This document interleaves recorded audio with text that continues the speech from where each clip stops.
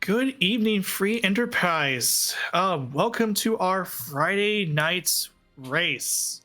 Oh boy. So today we have Judge Joe Double O, Sobrius, Cubs Rule 21, and Oscar 424.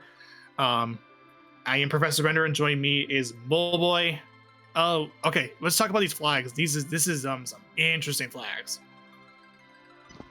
They certainly are an interesting set of flags for sure, and good evening, morning, whatever time zone it is that applies to you, everybody.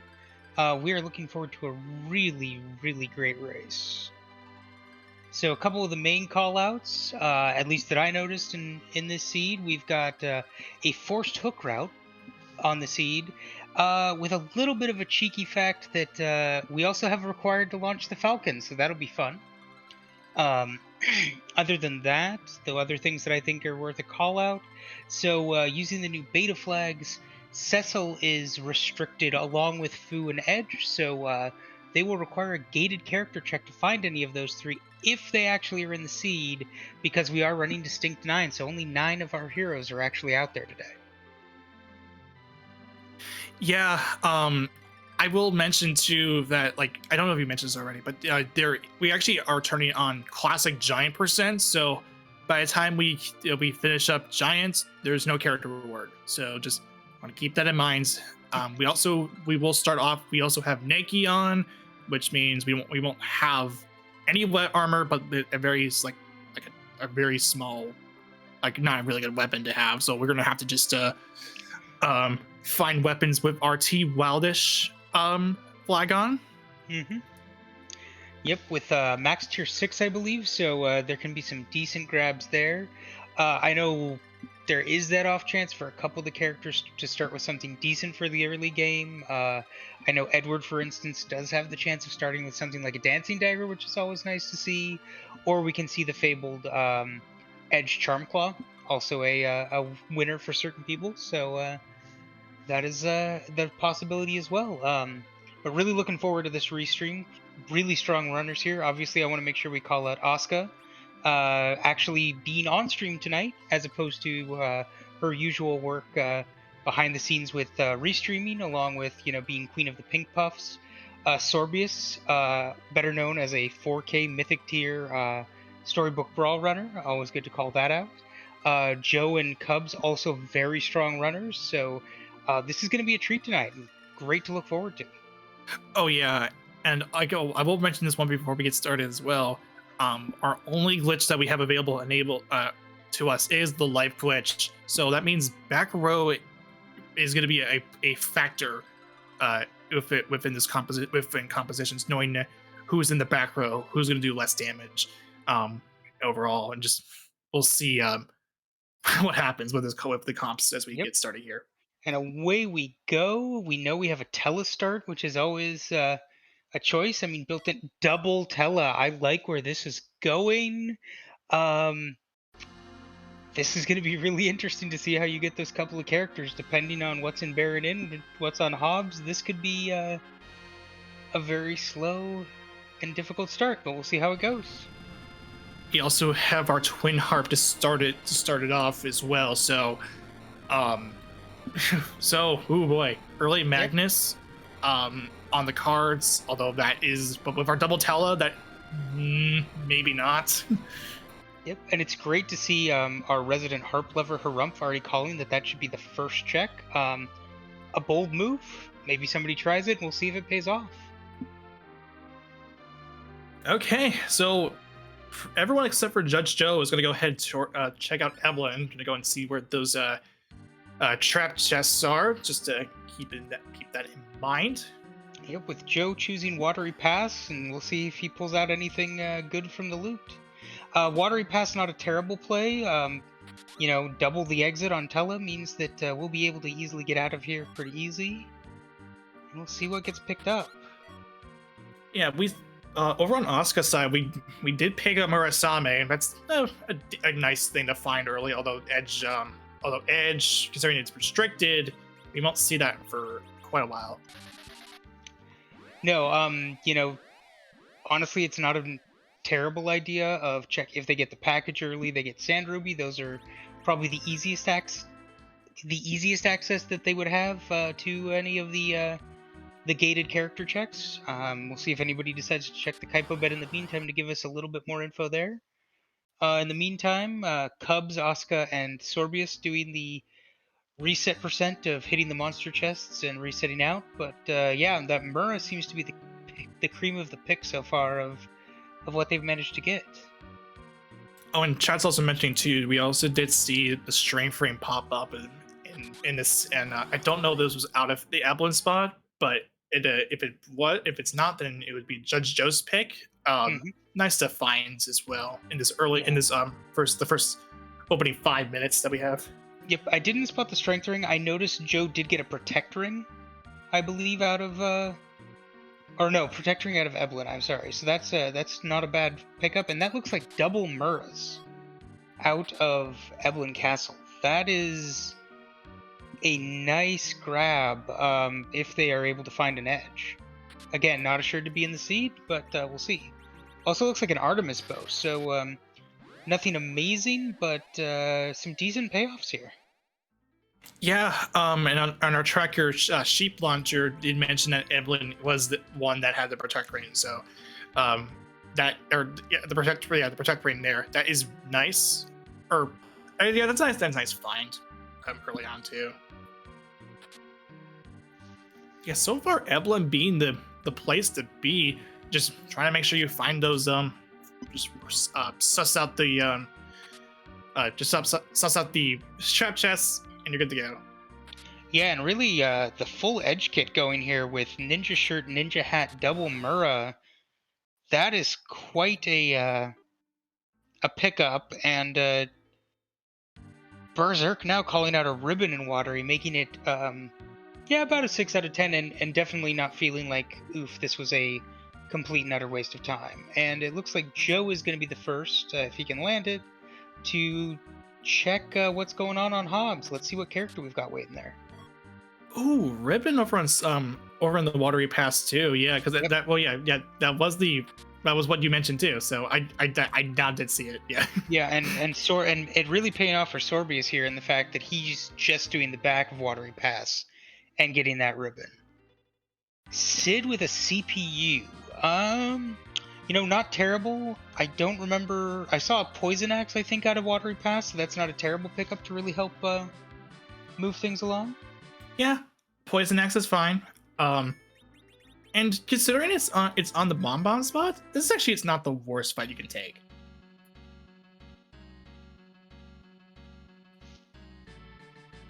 No, I mean relatively free. Sorry, in the fact that you've got the cure to counteract the laser from the attacker.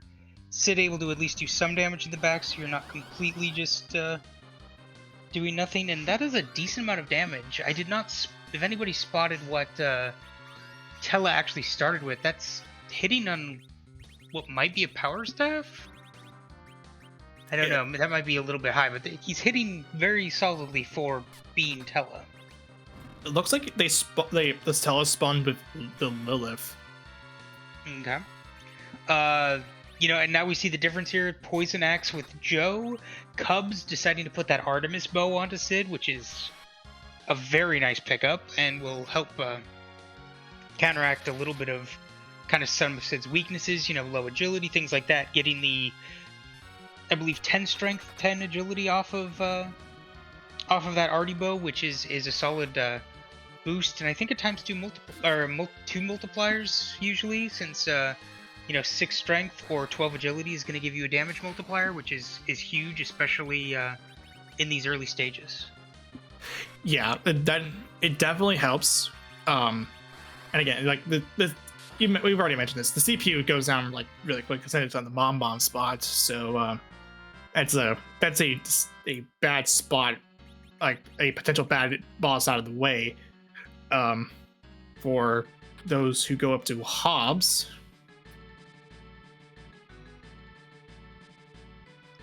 Yep, and we have Joe checking the back of Hobbs along with Cubs. They're both through.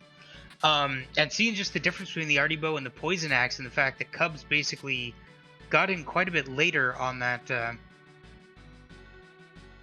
and is still doing. And then Cubs, now remembering that Tella has exit.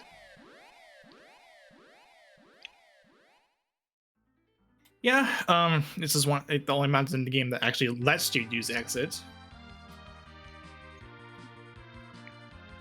And then Sorbius following suit, and it looks like life staff from somewhere for Asuka. That is a nice pickup as well to let Tella heal slightly better. And a rune ring as well, not a bad pickup. Okay. Yeah, that's really nice. And then, of course, Asuka's gonna go ahead and put on that ribbon for one of the Tellas, so that will help. That will help in case say Tella wants to stay alive for a little bit longer instead of just being on the floor constantly. No, for sure. Unfortunately, Tella is still Tella, so a stiff breeze is still going to be problematic, but gives him a little bit more protection from a lot of the status effects, and a little bit of magic resistance. So, and we see from Cub's roll and Judge Joe's side, we did see a sparkle, and it turned up to be Pale Dim. So again, not a bad spot for a sparkle.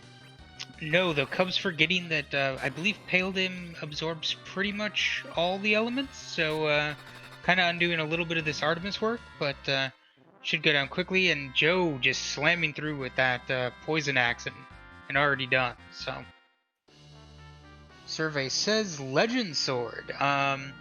With these requirements not required, and with Alt Smith on as a flag, what we'd be seeing out of the Forge is a random level 7. Tier 7 reward, so not the greatest, but any port in a storm, and you can still get Avenger out of that, a couple of other things. So if they end up finding the Adamant Rock along the way, definitely worth checking out. Yeah, it's actually a level 7 to 8 item that gets crafted by Cook Hall from both Smith alts being turned on.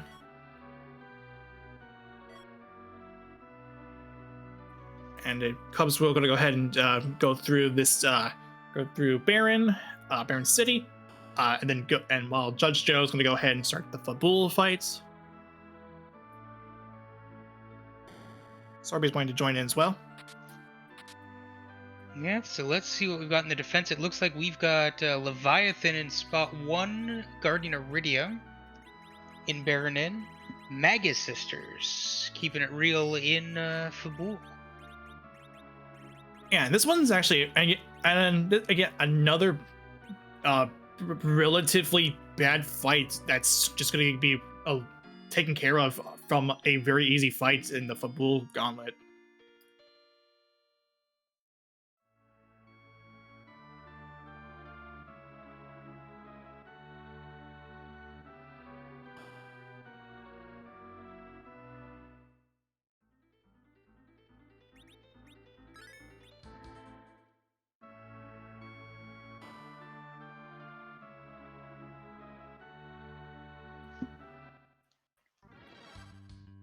All right, so Joe still punching away at the Magus Sisters after a remedy, and then Cubs, I think, sleeping and saving in order to now go against Leviathan, just in case Baron 2 ends up being particularly mean. And Asuka through Hobbs and getting her Sid. And we find DKC that is on Baron 2. That is probably a bad thing. If he's got a cure 2 or 3, he might be able to get through, but I don't think he has anything to stave this off. I think he's going to get dropped. So yeah, if he can find some cure 2 potions, he's probably through. It's not a terribly fast DKC spot. And going over to the item shop, let's see what he gets. Yeah, just a lowly vampire, that's it. Yeah, and I mean, the vampire could work here, but I can't remember if the vampire, in fact, messes with DKC scripting or not. If anybody can remember whether or not that's a legit way to get through DKC, I can honestly not remember. Another way, Cubs will make use of that. Looks like you're gonna go ahead and do that reattempt, and correcting, or so our chat's actually letting us. It's just straight up fight. There's vampire will not cut it.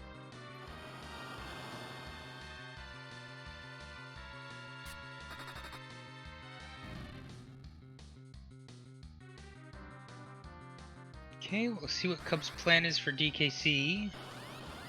As we've got Joe going up Ordeals, Sorbius finishing up Fabul, and Asuka heading into Fabul.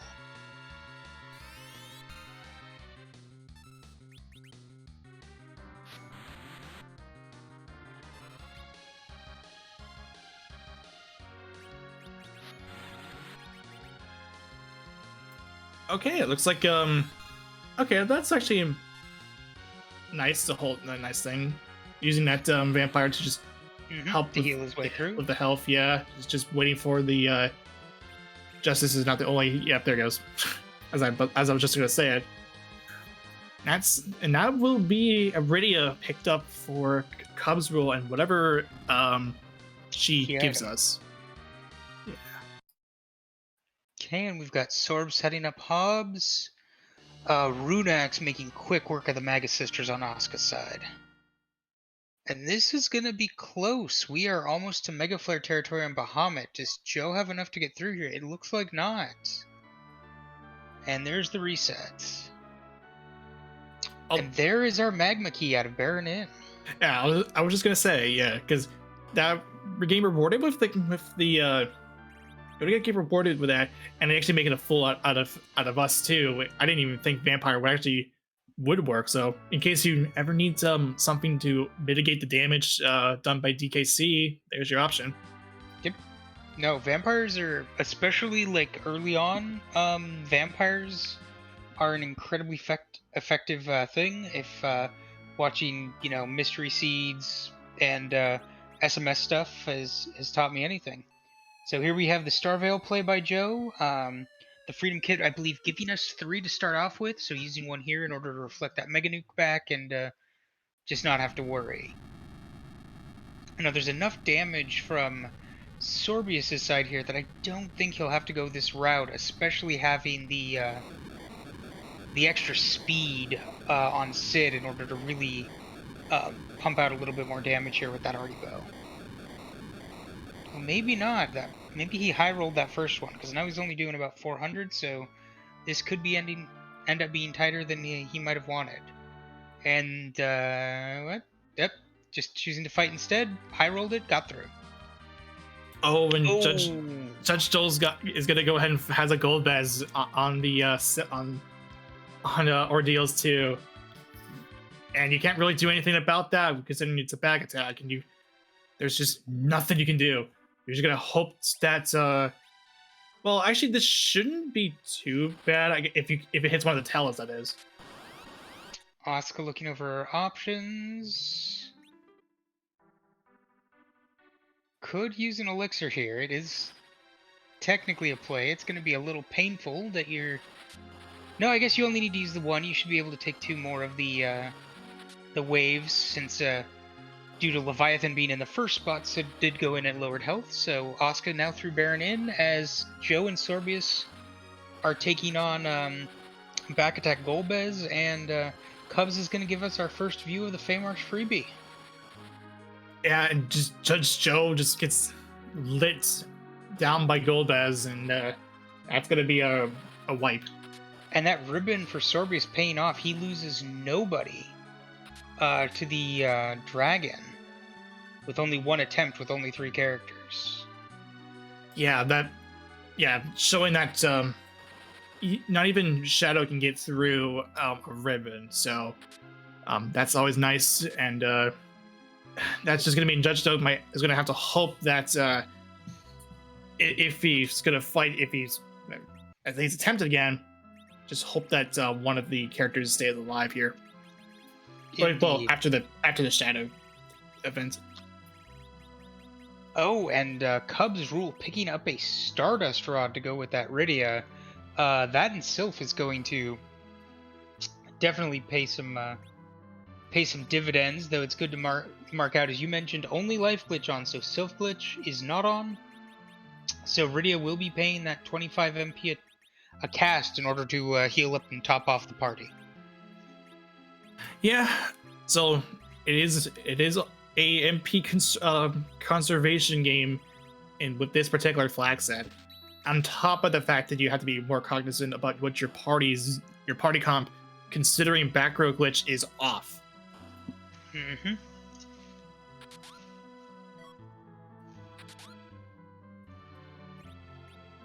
Joe trying to play, I guess, Life Roulette at this point.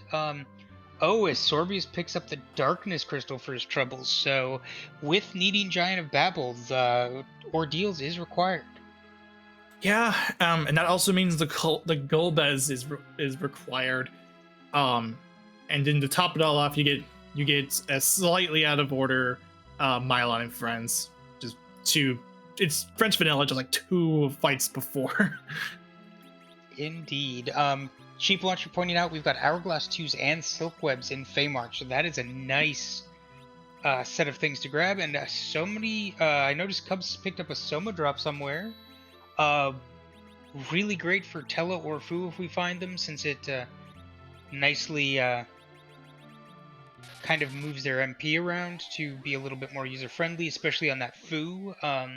200 MP being super nice, so you can cast 4 nukes instead of 3. Oh yeah, for sure.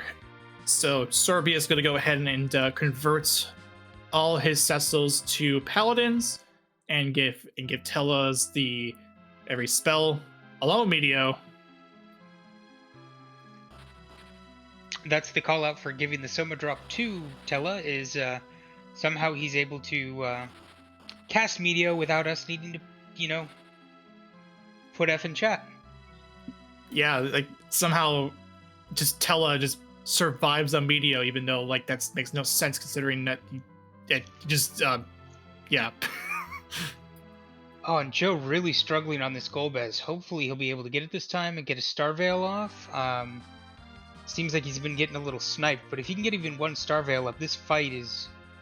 Ugh, and that's what he's been running into, is board AI being board AI, targeting the character that he needs to not get targeted so he can pull off that Star Veil. Do you lower battle speed here?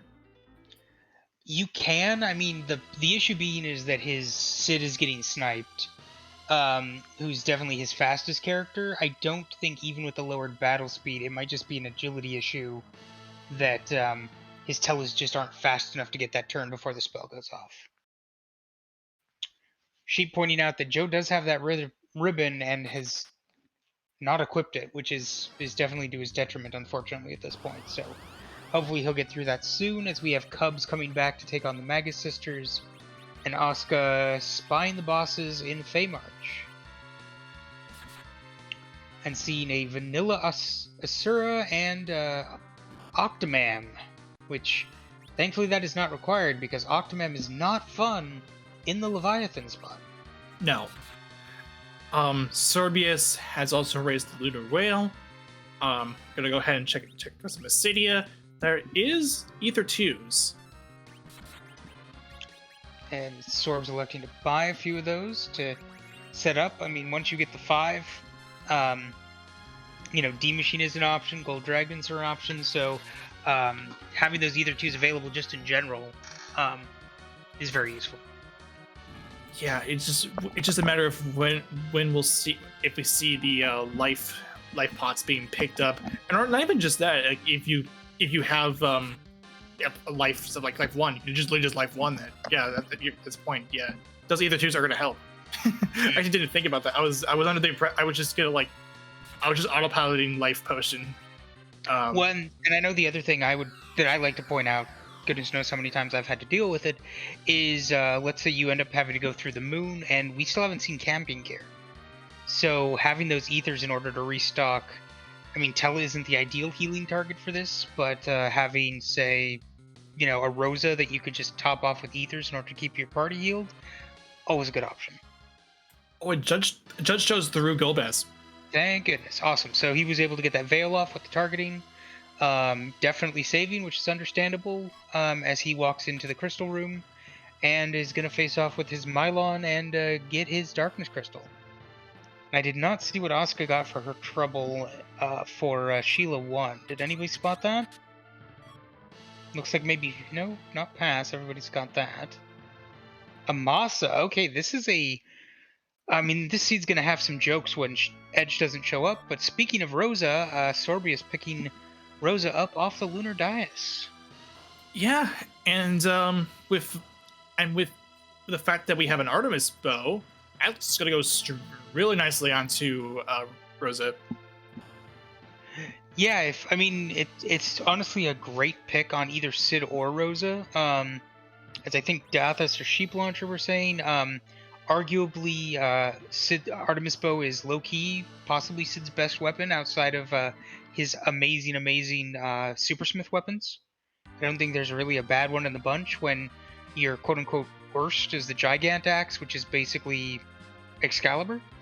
And the affectionately known Guy Fieri hammer being flat-out amazing and basically a Sid with a crystal sword.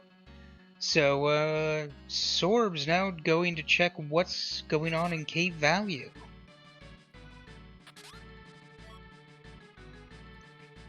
Dr. Lugay says Lugay, indeed.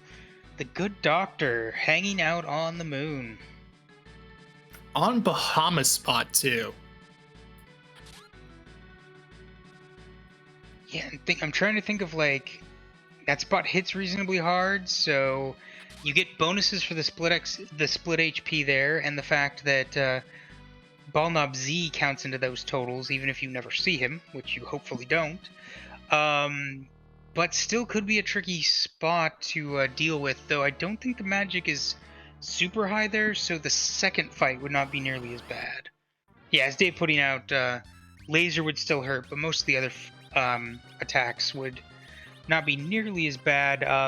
The one thing that I learned the hard way is that ribbons do not in fact block Lugay's gas attack, so they whoever decides to tackle that will still have to deal with their characters getting put to sleep.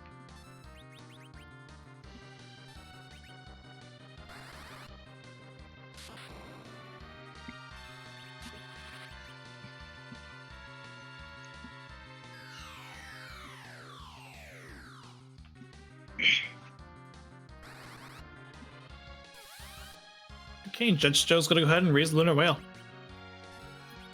Yep, and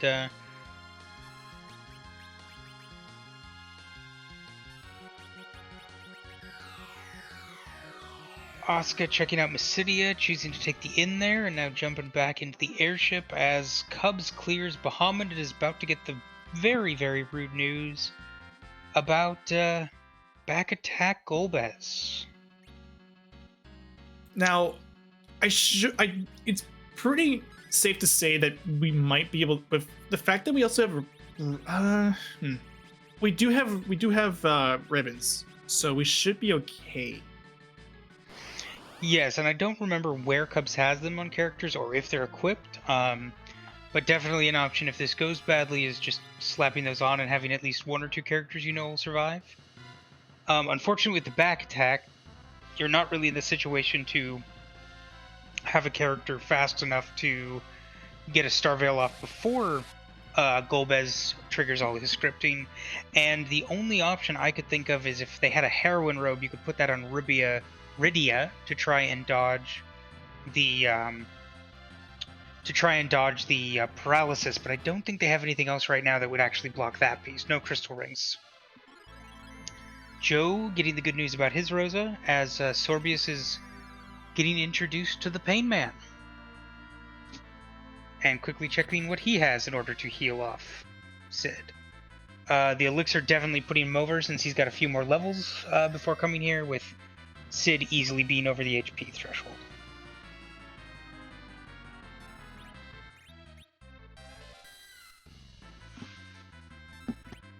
And Sorbius is through DKC. Yep.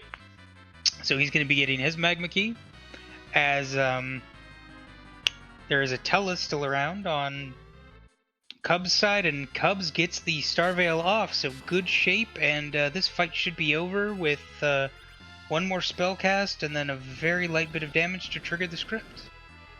Yeah, and this will be great. Again, this is great for Cubs just getting that. I think considering, I believe Cubs wanting to just hold off the ordeals check for a while, and does actually have enough. I believe was pretty fine starting off. I think. I don't know. yeah. Because of the ribbon. Yep. For sure, as we have Joe heading back to the Blue Planet after checking the moon shop. Cubs waving to Golbez as he falls off the bridge, and Asuka getting the rude news about back attack Golbez.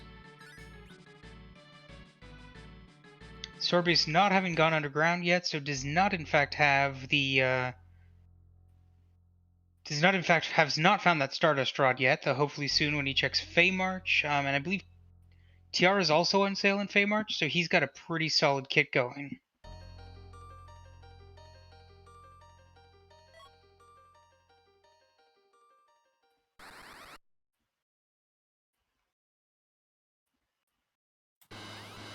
Asuka is only going to have the two Tellas coming up for this attack phase for Golbez, back attack Golbez no less.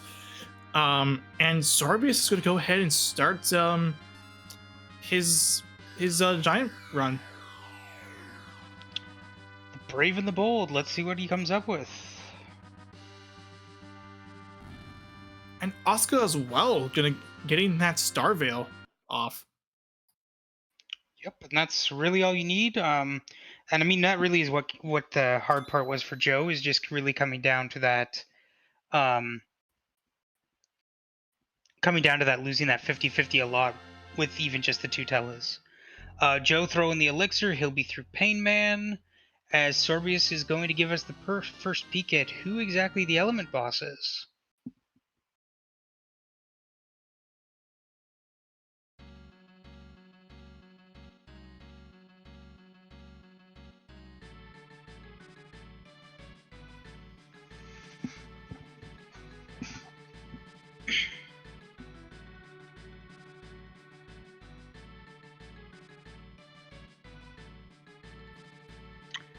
And Sorbius electing to, I think, set up for a D Machine grind now that he has a full 5 characters. Yeah, we'll see how the spread is, if this back attack is gonna be. Just looks like that the back attack was not gonna be worth it, so just gonna go ahead and try it again. Or is he? Well, he knows what his numbers are now. He might elect to res his party and then get this kicked off, especially if it's one where he can get the fight fairly quickly. And this isn't a terrible play. Doing it this early when all you're doing is having to heal a percentage based of Rydia's 30 HP. It's not terrible.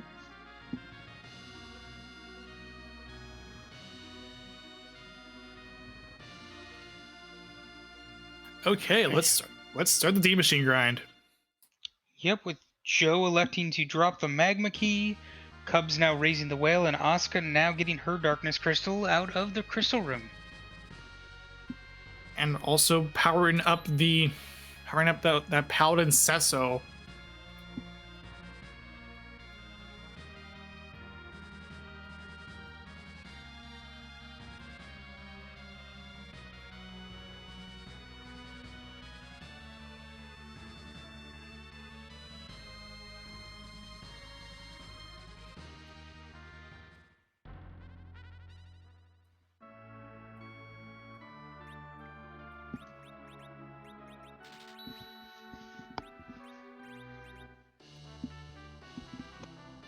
Cubs picking up a Leviathan Orb, so that's going to add even more punch to an already pretty decently built Rydia, so good purchase on his side as he is gonna be going to check cave value, I would assume.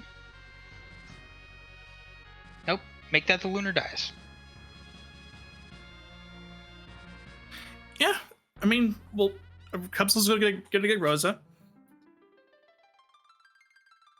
And Asuka raising the lunar whale as Joe does some shopping.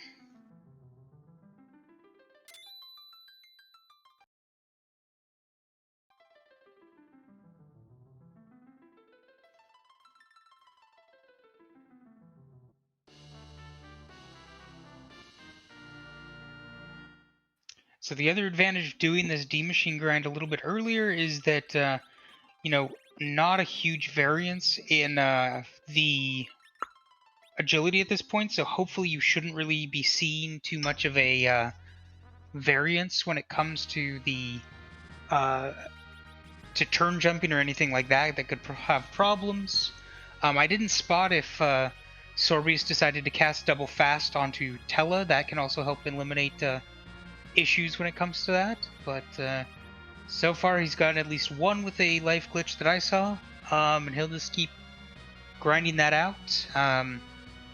Not a terrible play this early. You have to go through elements, and nuclear iridia is something that helps cleave through 64k HP pretty dang quickly.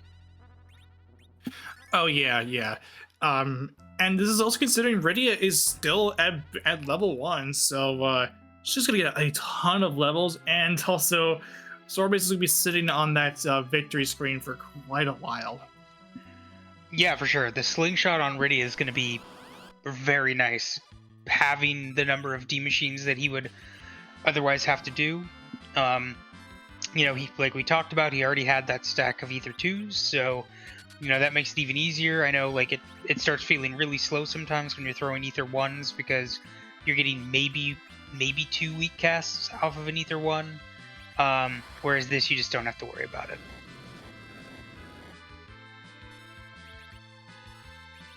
And I didn't see if he used a Soma drop, so he could have up to 4 weeks with 1 HP pool off of Tella.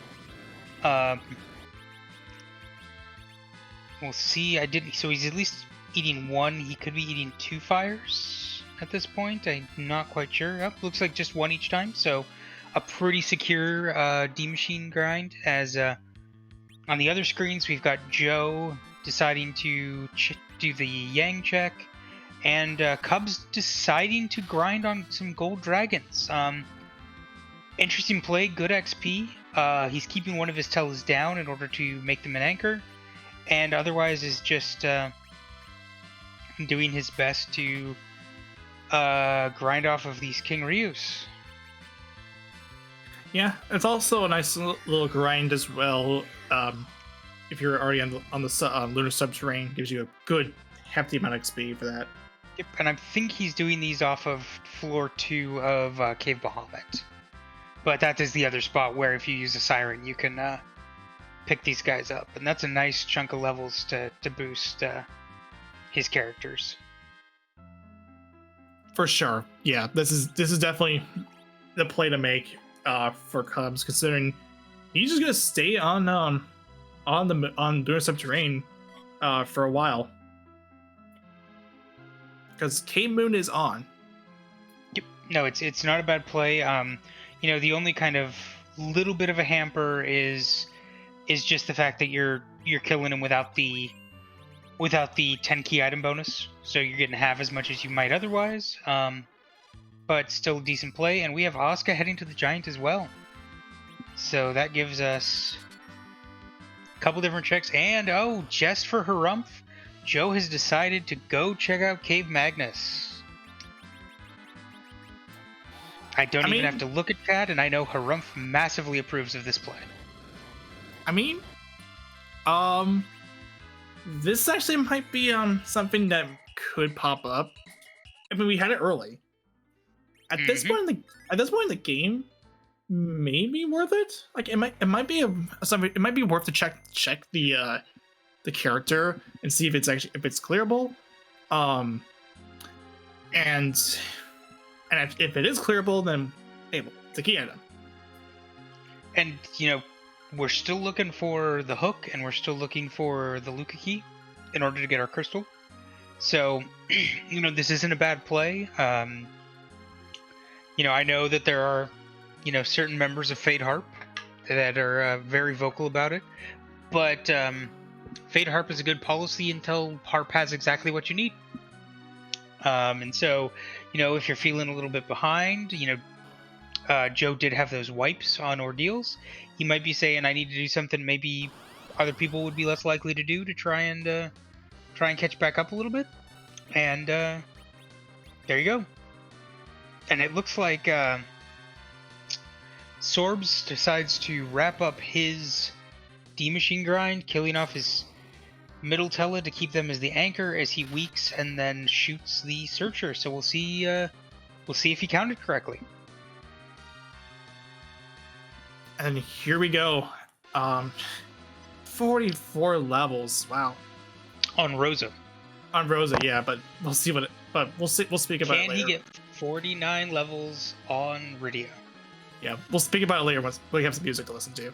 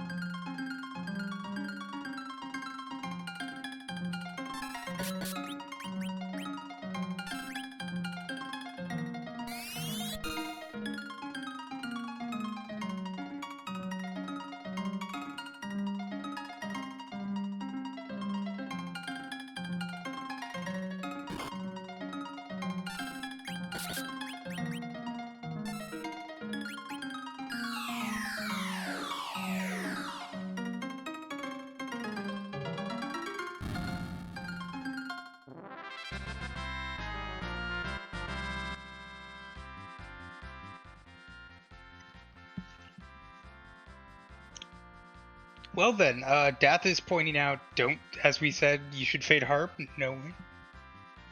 Yeah. While the music was playing, 52 levels for Sorbius on that Rydia. And good thing too, because this is a somewhat rude boss to find at Elements. Chewing through this amount of HP while it just decides that it's going to turn into mist. Judge Joe gets Avenger. Not what you're hoping for out of a key item check, and especially not with this party.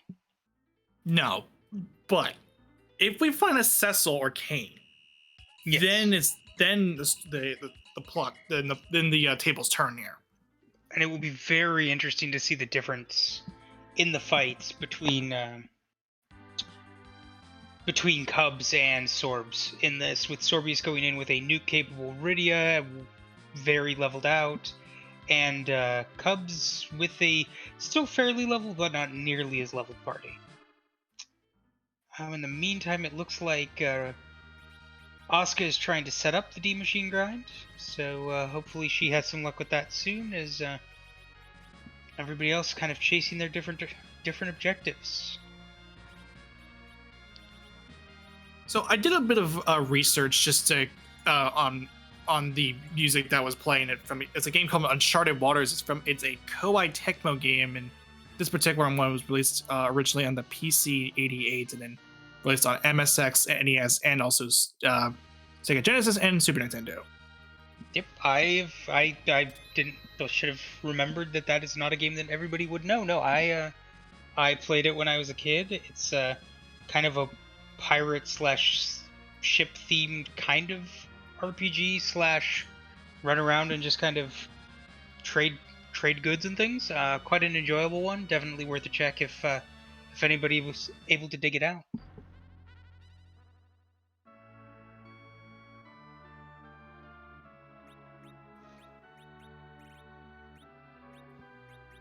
So, as we're dealing with this, Sorbius on that D miss grind, and again, very thankful that that the D machine grind was performed. I mean, come on, we have Tell with the nuke, and then Rydia also has that nuke as well. Yep. And you can see the difference here with Nuke, I think, going off for almost 8k damage from Rydia on Sorbius, whereas Leviathan, which is a slower cast, and costing almost as much MP, was going for, I think, about 5,000. So that's a major difference for both of them. Honestly, the D Machine fight here is slow but relatively free. D Machine's only ever going to attack 3 times before going into Mist, so even if you have, as Sorbius does, his middle tell is still on the floor, you're only going to take 3 attacks with 4 characters up, and even more security here as, Rosa knows Blink and is able to set that up. Same on and Cubs here. So slow, not fun, just for the amount of, HP you have to chew through, and the fact that you can't really, Berserk Sid to get a little extra damage out, but still a pretty free fight here, so... Yeah, and on top of the fact that we have K no free on, that D-miss is going to be nice because that is going to turn into a key item.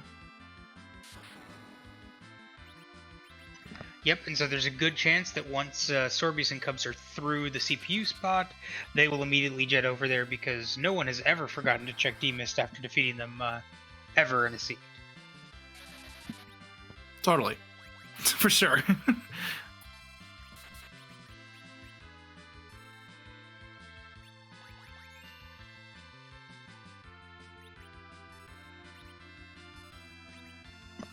And poorly drawn B's making the call out that Cubs is the cool person tonight. So if you accept that, then chime in. If you don't accept that, chime in. We always like to see opinions show up in chat. Just please be civil. Yeah. Starbase is through D-Mist. Yep. So he's happy to see that. Asuka finding her D Machine fight and working through on that. So that's great to see.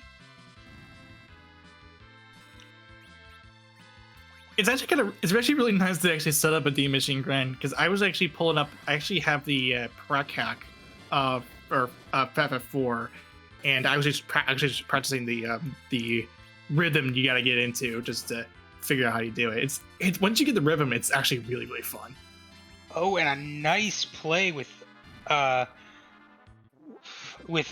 being able to get the double life glitch off on the D Machine. That is always nice to see. Yeah, you love to see it with that double life.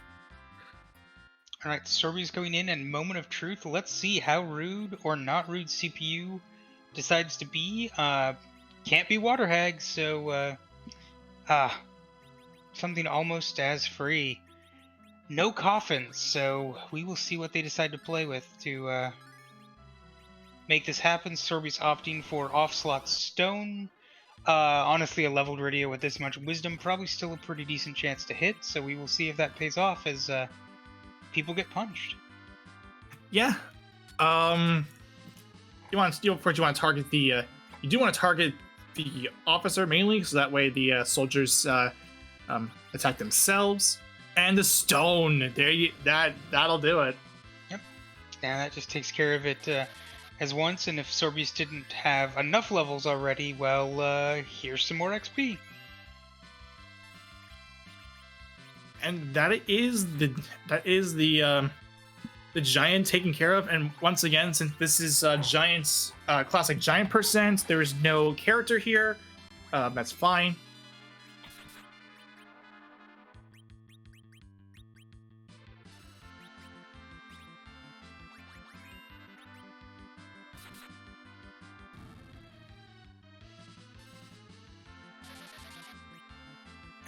that is the first objective amongst the four restreamed runners. Sorbius getting it really like pretty much clean and a free fight no less. No, for sure. And I was mentioning and then realized I was muted that the Rydia fans in chat are having a treat tonight. Since if there is anybody at all who is carrying this seed right now, it is her. Oh yeah, if you have the D machine grind all knocked down, now is your time to just go ham on it. And yeah, we're gonna go ahead and see that D miss check for the key item. And I'm not sure what is Asuka leaving. I didn't see. Did she wipe on her D machine grind?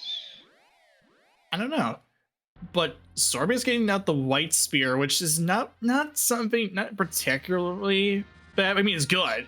We don't have a cane though. Yeah, no cane, no edge. So we don't have a spear to, a spear user, and we don't have somebody who can dart it. So,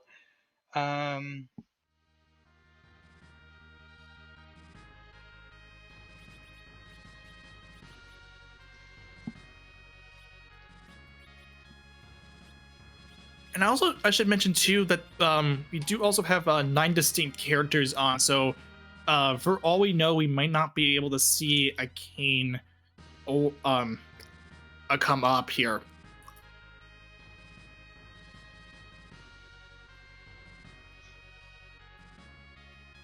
And I haven't checked the amount of characters that we've seen so far to figure out what is remaining.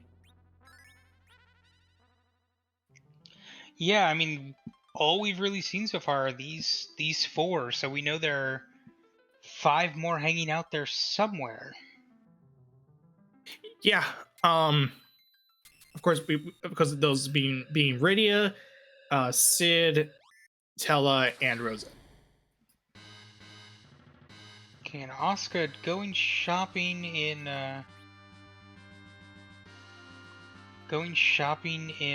Troya and see what she comes up with. I don't know if we've seen these shops less yet because Joe came up here just to go to the harp, and we have Joe diving the moon. Bold play here. We'll see what he can get out of this. Yep, K-Moon's on. You might as well just start looking for looking at those pedestals. Ooh. Okay. This will be fun. Yeah, I'm wondering mostly who you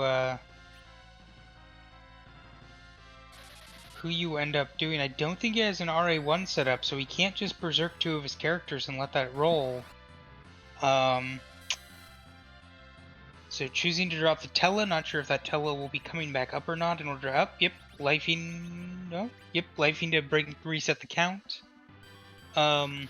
He does have Berserk on Sid, so while he's doing all of his setups, Sid is going to continue to swing, but he's going to need to do, I think, a bit more than 700 damage in order to really speed this along. In the meantime, too, Sorbius decided to dive into Dwarf Cave and took down Rubicante on the Dwarf 1. And that also means and Dark Elf is on the Golbez spot. Alongside, too, another character, and it's Fusoya. Ooh, so there's a good chance one of those Tells is going by. Yeah, one of them has to go. You have Fusoya. Yep.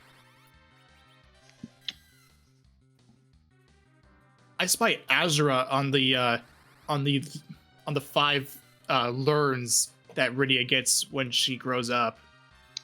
So that's another healing option. With having Nuke Rydia, I'm not sure how much you really are going to be using Ashura, with having Rosa, I'm not sure how much you're going to be using Rydia as a healer, especially with her leveled up to the point where she can do that. But does give you another option, so that's definitely a good call. And Asuka now about to play us some sweet, sweet tunes. Yep. Hear more of that cool RPG from Koei. Really quick before Edward starts completely thrashing on the harp, we have Joe attempting to do some reflect plague strats. We'll see if that pays off for him.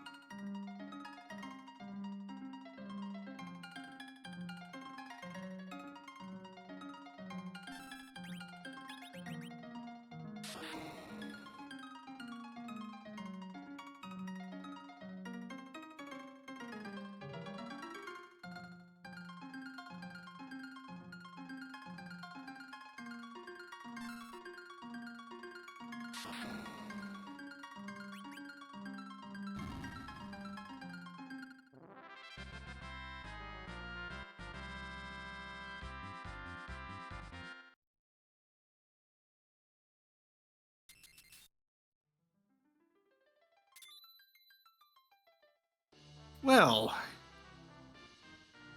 we see Spoon from Judge Joe's side.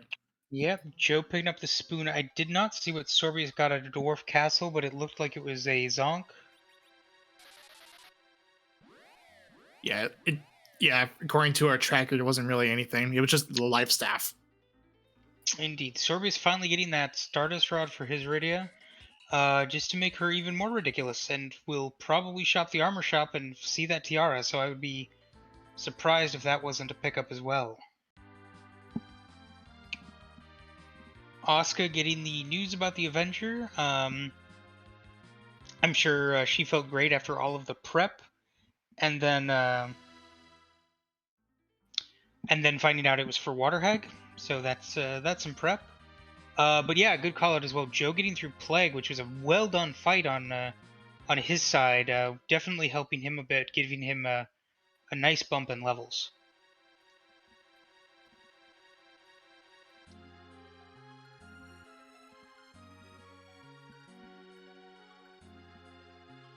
And Judge Joe's going to elect to fight off the good doc. I mean, it makes sense with Leviathan. That gives you a multiple target cast to really work on punching your way through here. And again, with the split HP due to Balnab Z, really gives you a chance to punch through here much earlier than you might be able to otherwise.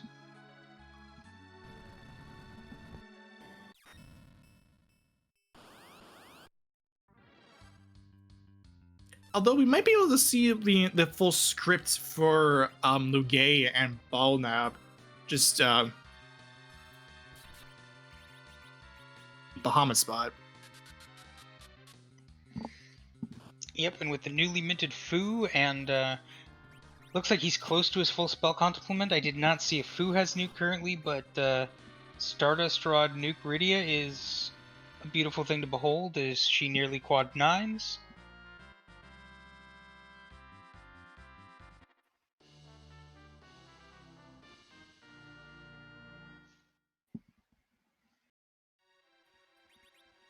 And Asuka finally going in to clean up Antlion Cave, so quick check there to nab that Legend Sword.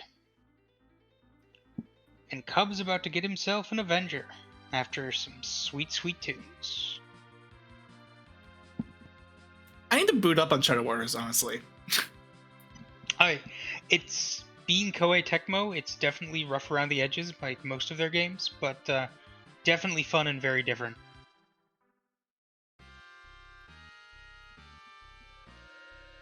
Man, I could just load up my FX back straight up. Yep.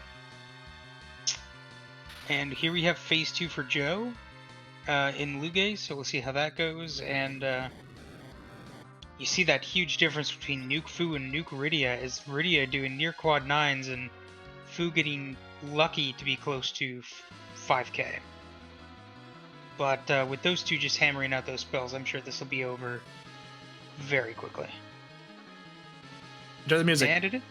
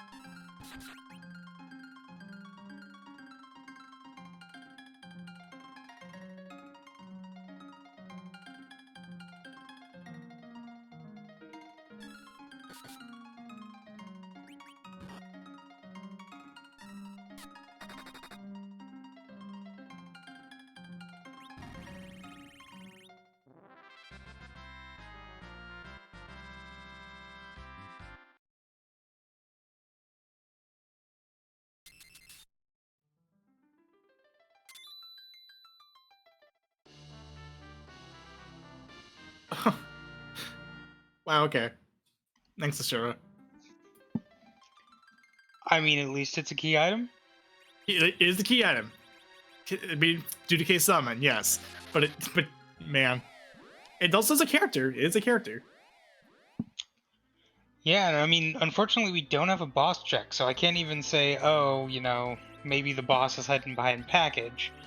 But, it's worth a check. It's something that a lot of the runners might not check otherwise, and it at those levels, it's not a huge time investment. In the meantime, we have Joe making use of the Baron key that he picked up off, I believe, off of Luge to see what can be found. Oh, and we've got the keyless tower that somebody else called and asked for. Okay, this is spicy.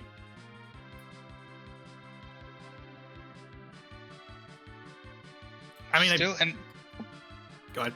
Oh, I was gonna say, and we're still on the lookout for 2 key items.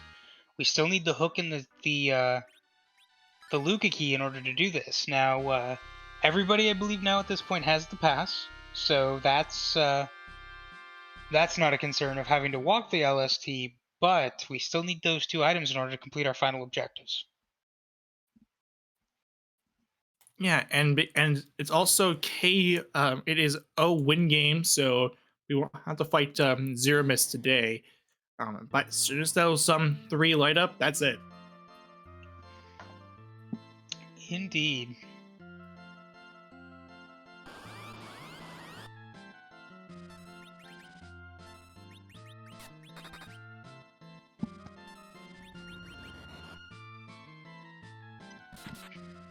And Joe and Sorbius being the 2 that are kind of tracing new paths here, as Cubs is coming in to clear his dwarf castle.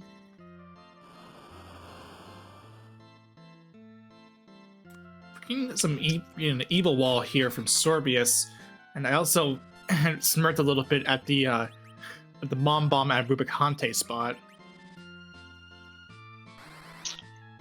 Yeah, I would say that if we'd gotten an early hook and they decided to chase that early, that would have been a little bit more difficult. But really, at this point, there's not a lot left to stop Sorbius with this current team setup. And Joe finding elements. I believe in the Baron Castle 1 spot, so Beigen spot. Yes. But that's just quick work. Yeah, no, nearly getting paid just by Leviathan here as Joe walks over to the Baron throne, and Sorbius gets a pan, so that is 2 checks, the Soph Cave itself, and then returning that. And we are going to fight a Mylon Z here on the Kai Nazo spot.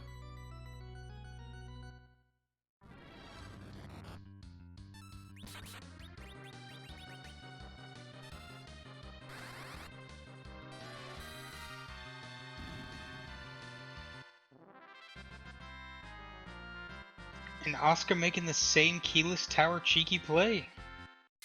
We'll be happy to see that pan, as we get to find out which character and what key item lie behind Baron Castle. And what the 2 statues are. the more important thing. Yeah, the two statues are that's honestly the cutest thing I've seen for this these beta flags. Straight up.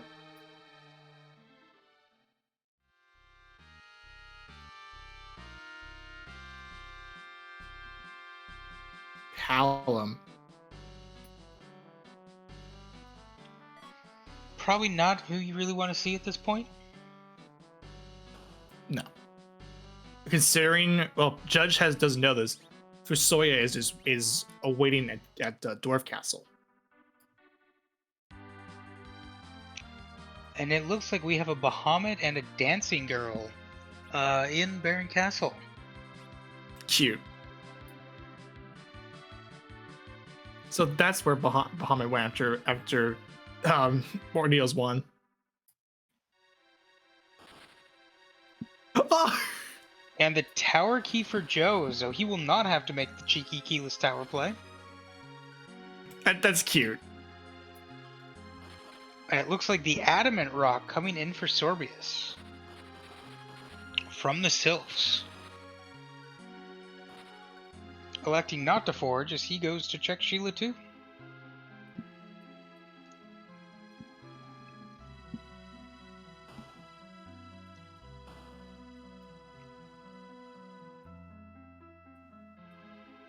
And Joe diving back in to check the Odin spot. I get it.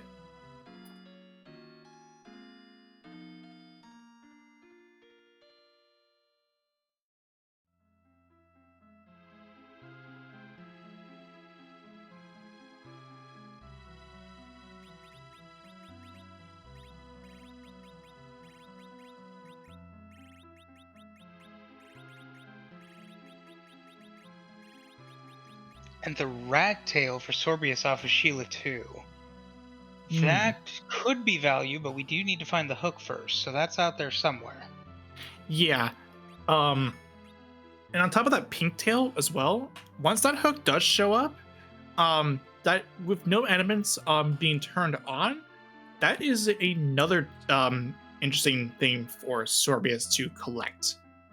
Yeah, it could be another sword for a ninja we haven't seen yet. I'm very excited.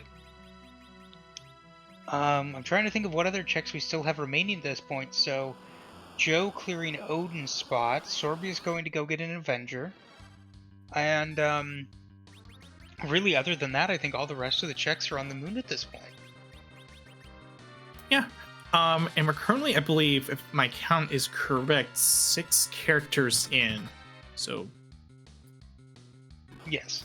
So yeah, the initial 4, then we had Fu and Palom added in. So that's 6 out of 9 now. Okay.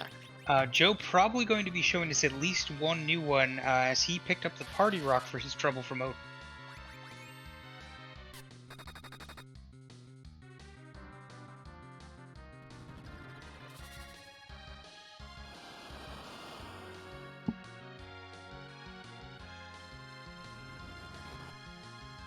One of our chat members is calling out the potential of seeing the treasury, and that might be what we're gonna see, because because Judge Joe does have a shiny earth crystal.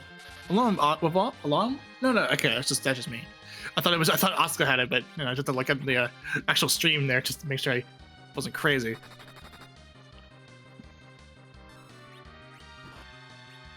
But, and you know, I don't disagree with this play from Joe here. I'm not sure what you would hope to get out of the treasury currently that you really need. If you find an edge, you've already got a full sword set for him. You haven't seen your Cecil yet, and you know, Joe doing some calculations here. Do you take that level 1 paladin when you have a near 40 level party that can basically clear the rest of what you're probably looking at? Yeah, I think at this point, before we move on to the music, I think with this stage, the level 40 is pretty much enough. Mm-hmm. No, I mean, even the kind of those... Oop, music starting. Let me finish that thought later.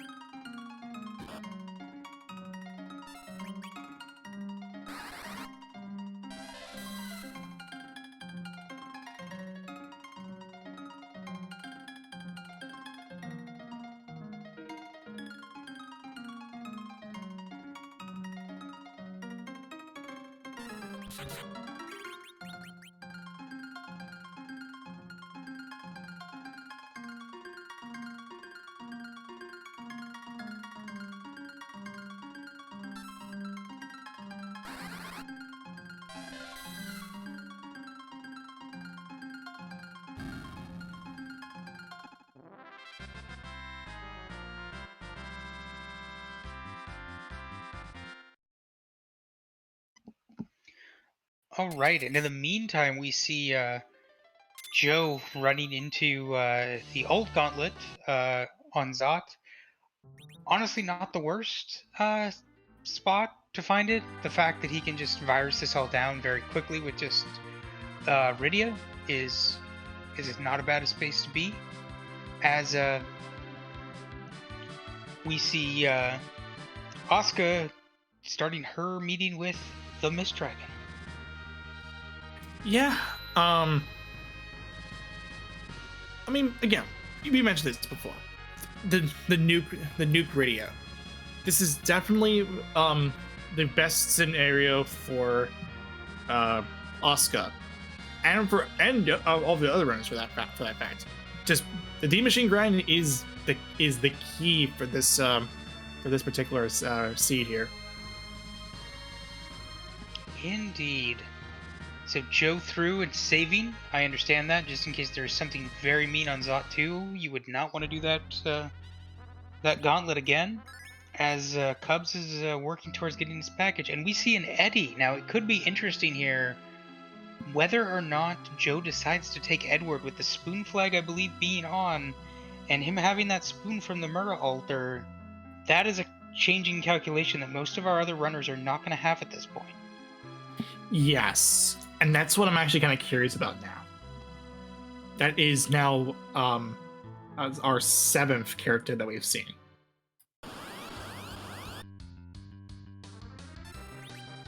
And there is our ninja. So, somebody's going to be leaving. Possibly Tello? Yeah, but that's kind of the thing. Do you take? I don't know. Yeah, Tello's going to be out. But what do you do with remain? Oh, okay. I mean, this makes sense. Yes, you have a leveled Sid, but his damage is pretty capped, especially since we don't have Supersmith. And Joe never did Evelyn, so does not have the plethora of Murrahs that everybody else would have at this point. But still, with Amasa, that's going to be good damage there, and that spoon getting slapped straight onto Edward. Yeah, and also too that don't discount the catalog. That's also a nice backup.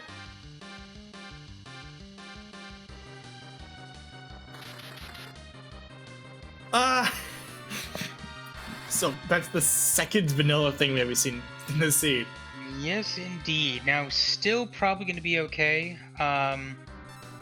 I do not recall, and we're about to find out whether or not this is a perfect magic defense spot. But, honestly, between Edge and Spoonward, I think you're going to be able to punch through this spot just fine.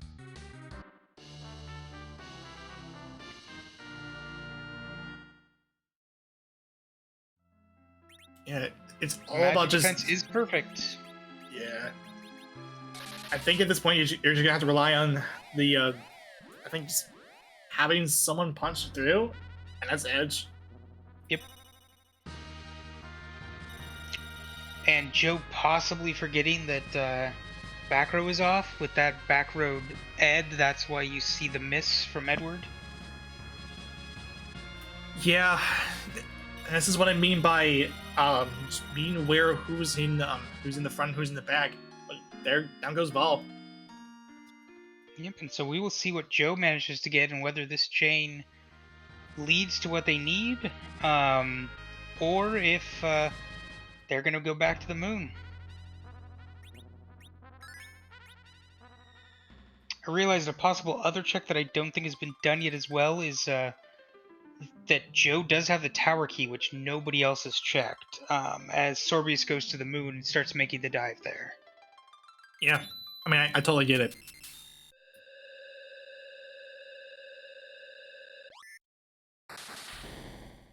Uh, the complete bust, just as a crystal.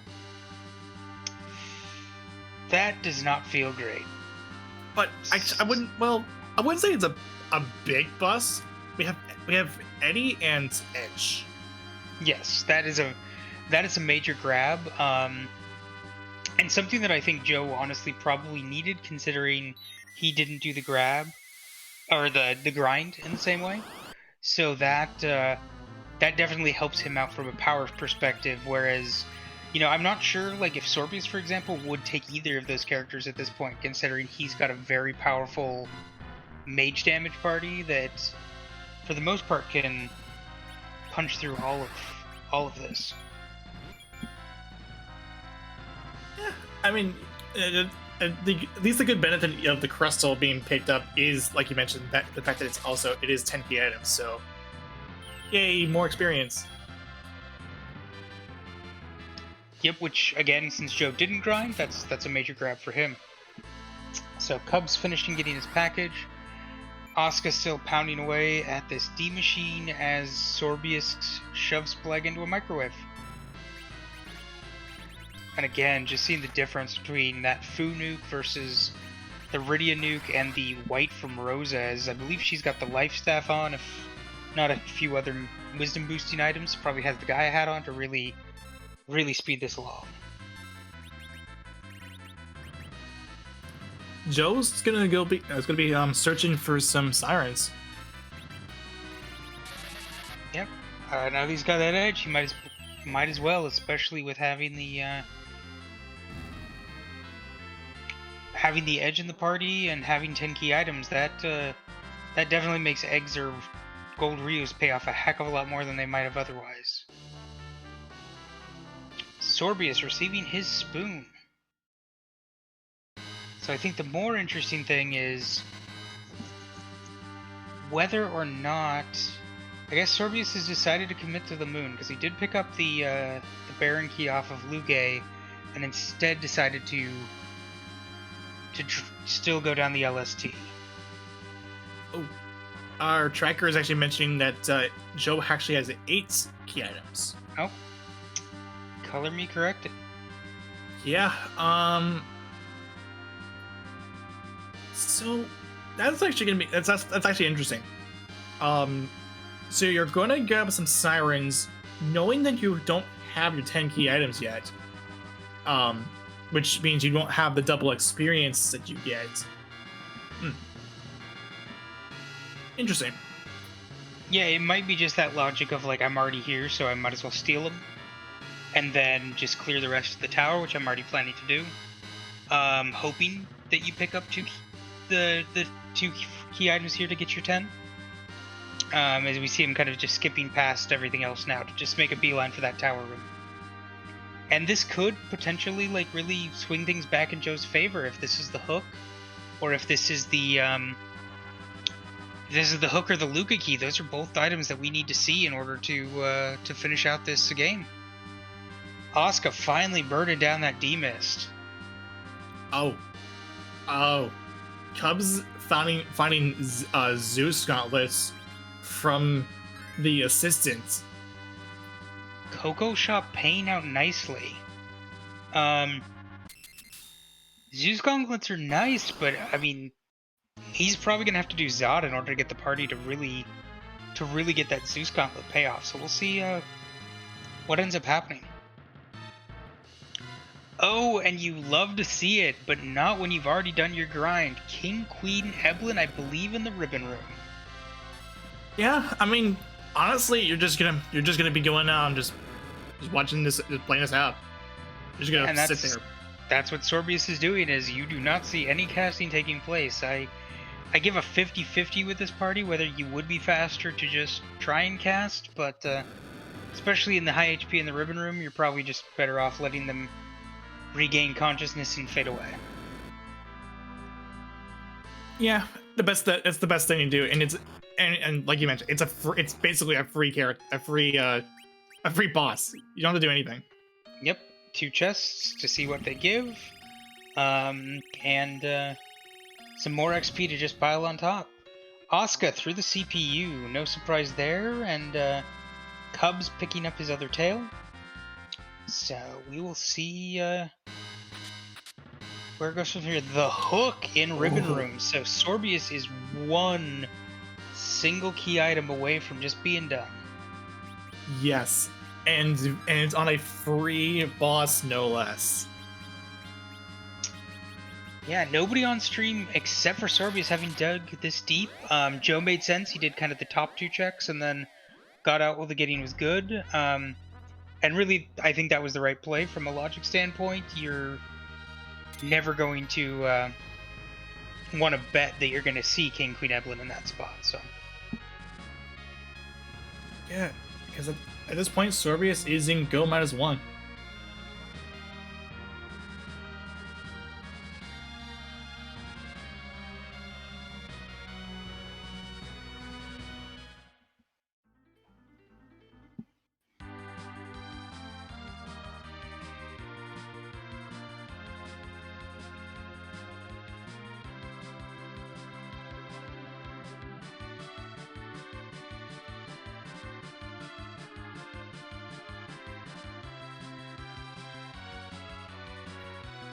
Oh, Sorbius is gonna go ahead and check those tails.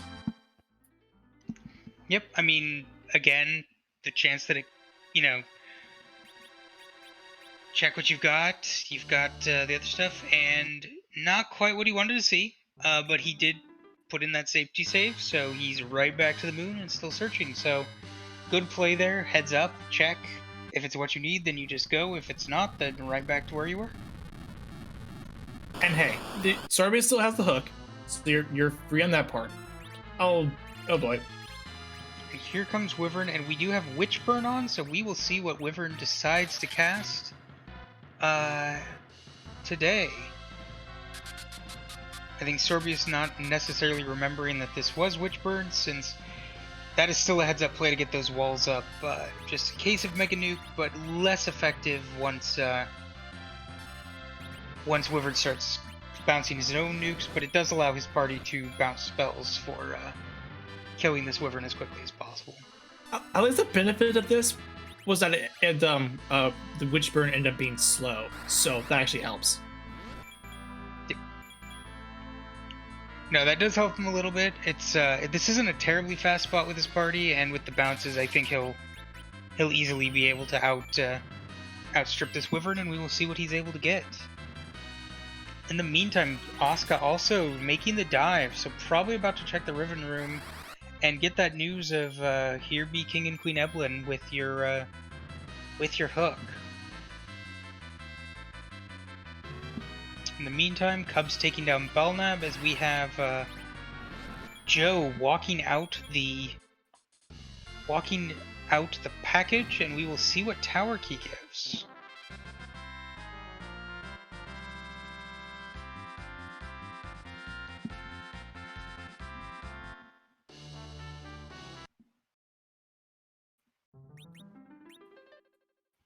Sorbius only getting a defense sword, not particularly exciting. Not what you're hoping for, but we are running out of checks, so we're going to have to hit something here soon. And Sorbius going over to check Ogopogo to see what that's going to give. And I'm trying to think through my brain if there are any other checks these runners haven't done at this point. This feels like it has to be value, as we're pretty far along on key item checks. We know that Baron Key leads into the Party Rock, which then dead ends. I think this has to be, from a no-mode perspective, I think this has to be our Luca key. There it is!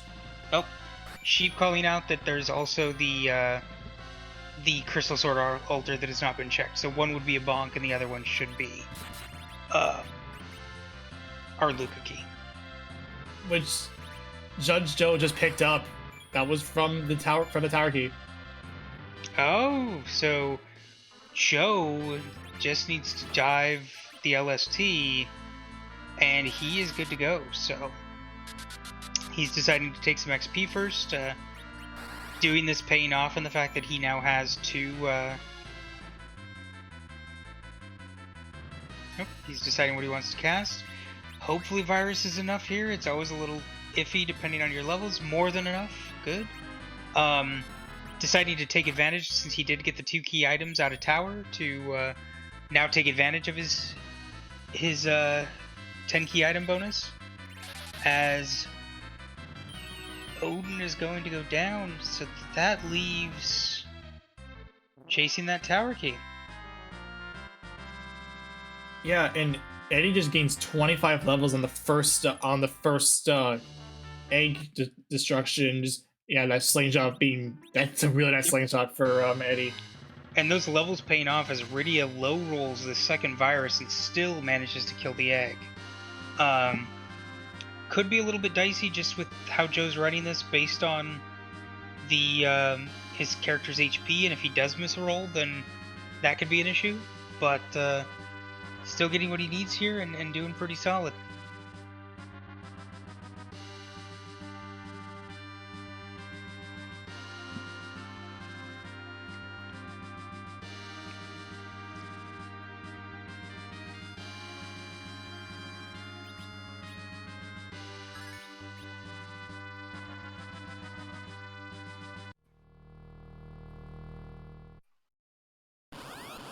So Sorbius is going to go ahead and check the. I think this is the Crystal Sword Altar.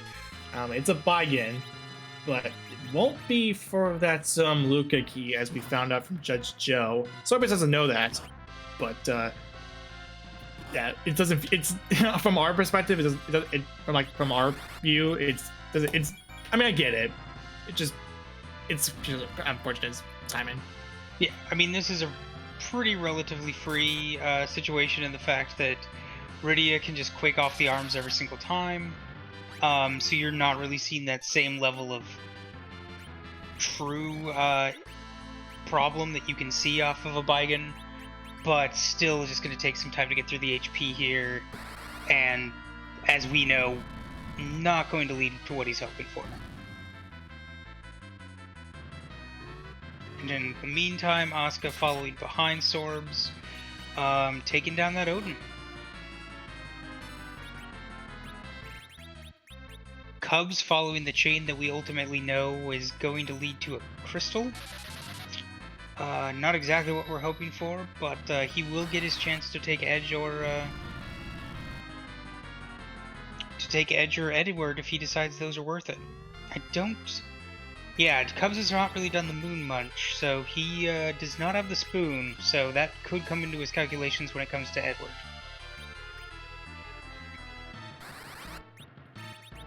Okay, Judge Joe's gonna go ahead and go through the sealed cave. Yeah, and we will see what the sealed cave boss is. I'm trying to think of what's really left in the pool that could be super much of a speed bump, and there's really not a lot still out there. We saw a lot of the rude bosses fairly early, and we're staring at Baigan right now.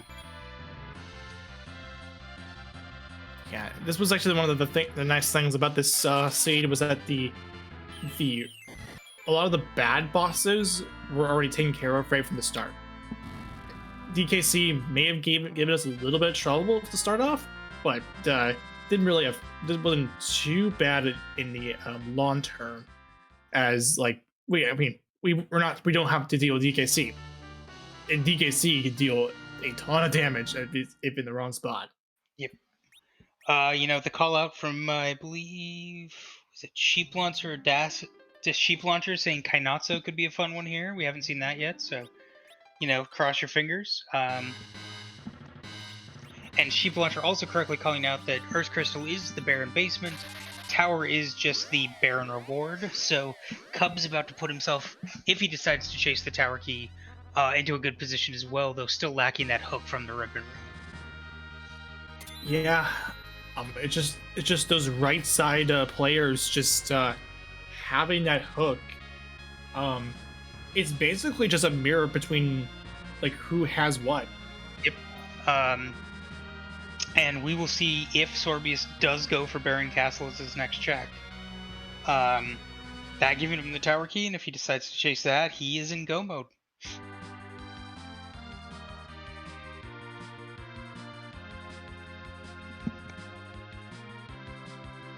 Asuka pausing for a moment to drink in another spear.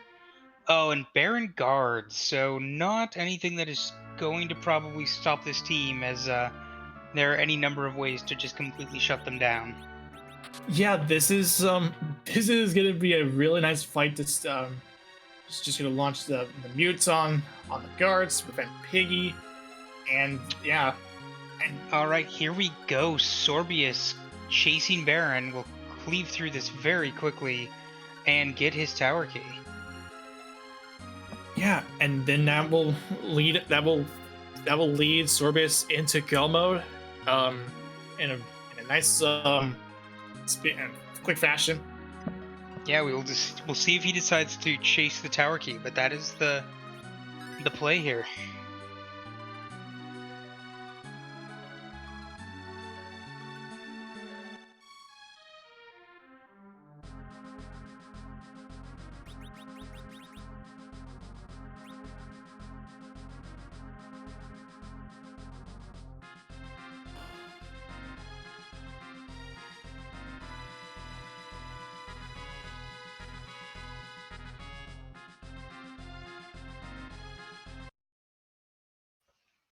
Okay, Sorbia's gonna go ahead and fight the elements here,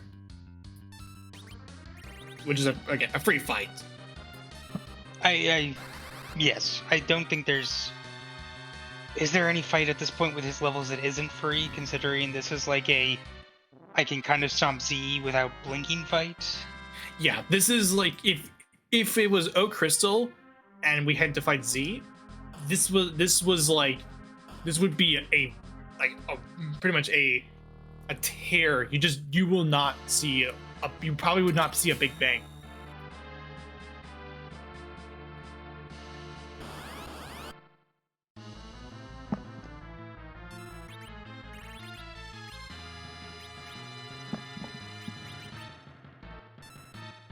Alright, meanwhile we have Cubs taking the moon.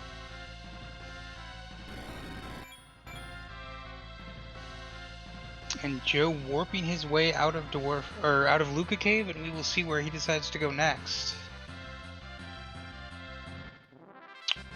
Asuka taking the play against Octoman makes sense. We know it's not going to lead anywhere, but solid play nonetheless. As Sorbius is, I'm going to assume, going to say no to a small murder child. No, with Fu being on your team, there's no way. Yeah, not with the number of levels you need to put in order to make them viable.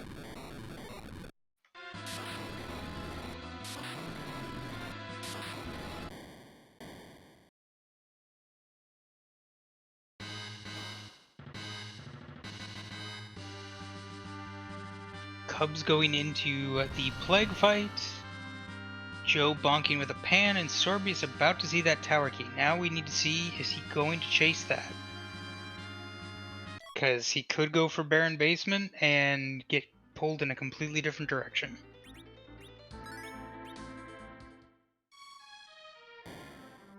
Baron Basement's going to be first.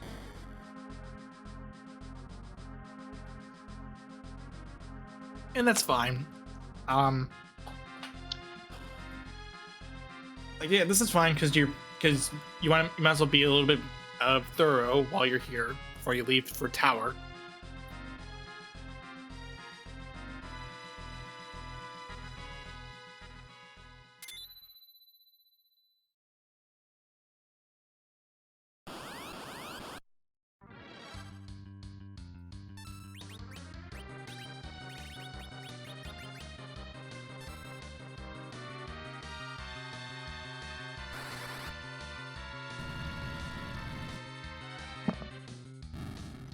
And Joe finding out that the Forge is Artemis arrows, which I'm sure we saw from Cubs, but I did miss it.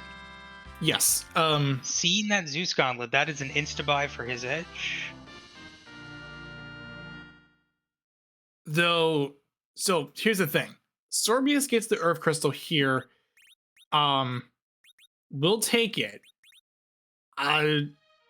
This could lead him off the path. Yep.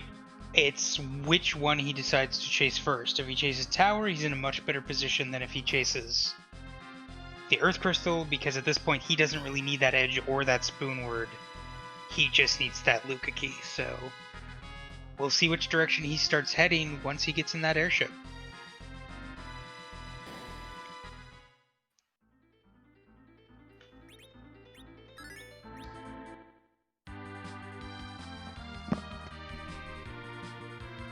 going down. And he is going for the tower, so that is what we were hoping for. Yeah, this is the correct move. Not believing in Zot ends up being the correct move. Like I said, the correct move, and this will put him into go mode once he gets Logiki, of course. And speaking of Gomo, this is actually your friendly neighborhood restreamer in the background. Hello, everyone. We actually have had 2 finishers so far. Possum Morpheus has finished the race in first place at a time of 1 hour, 28 minutes, and 33 seconds. And then 2 minutes behind, we had Rybon finishing in second place at 1 hour, 30 minutes, and 42 seconds. Our first 2 finishers have been actually off the stream. GG's to the 2 of them. Also, going to give it back to our commentators. Yeah, the great job to both players. I mean, Possum Morpheus, we all know him. He's basically one of the best players that we have here. Yep, and Rybon, one of the stronger runners coming out of the Pink Puffs, graduated last season along with Dave, and really continuing to sharpen his skills and just really playing extremely well. Yeah, don't be surprised to see them once we get to into our next tournament. For sure. Asuka raising the hovercraft in order to turn in those tails. And Sorbius about to run back down the tower and get that Luca key, which I'm going to assume he's going to do immediately after. And then he is just a hook right away from working on completion.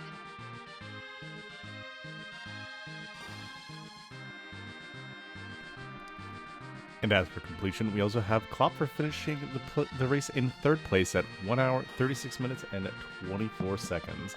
Finishes are starting to come in fast and furious, looks like. Yeah, it definitely looks like it. The times, like 2 minutes like between Possum Morpheus and Rybon. 6 minutes between Rybon and Klopfer. That's some good times. For sure, and I mean, and this is... Death has definitely rolled a beaut of a seed in the fact that a lot of people seem to be 17 out of 17 or virtual 17 out of 17 in this entire thing. So Sorby's probably very, very happy to see that as he heads on over to Luca Cave. Yeah, go mode for Sorbius. This is, I mean, you're just gonna chase this down, and you get a free flight at the end of this too. Yep, and then just microwave your way through the hook route and you are done. Yeah, like you mentioned before too, if we saw that hook earlier, that bomb would have been pretty rude.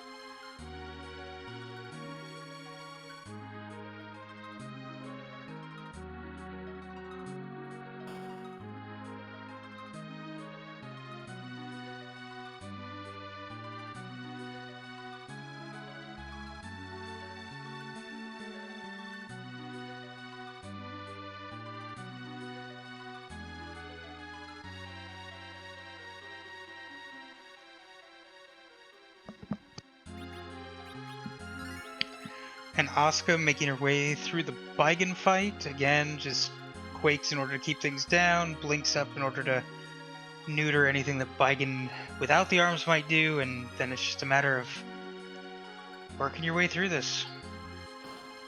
Of course, going to get the news that this is not exactly what you were looking for, but still a good play.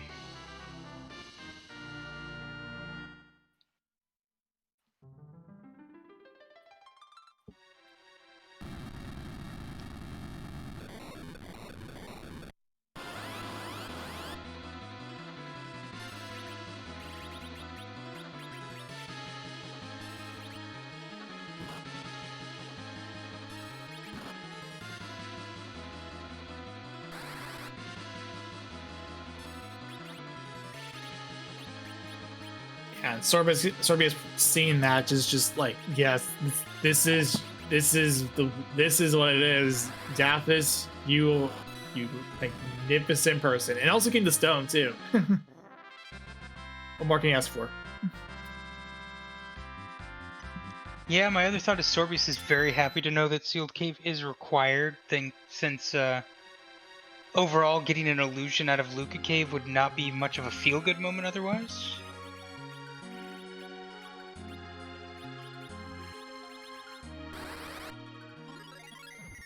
Sorbius warping his way out of Luca Cave in order to go grab that hovercraft, and Cubs turning in his tails in order to find out it's not exactly what he's looking for. And I don't believe any of our on-screen runners has checked the pink tail just to realize that the rat tail is not what they were looking for and immediately reset out.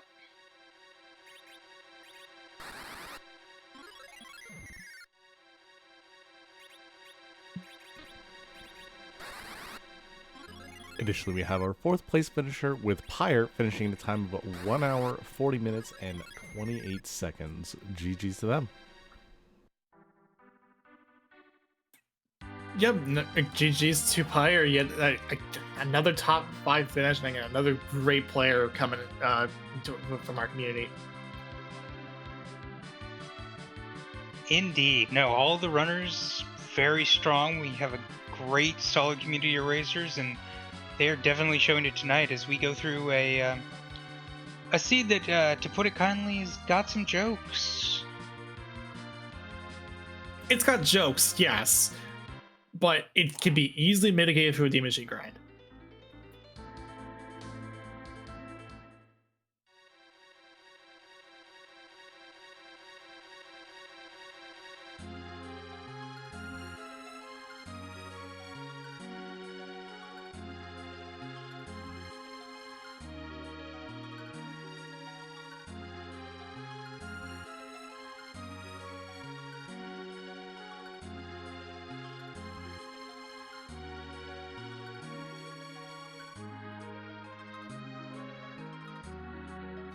Time to find out who our hook character was.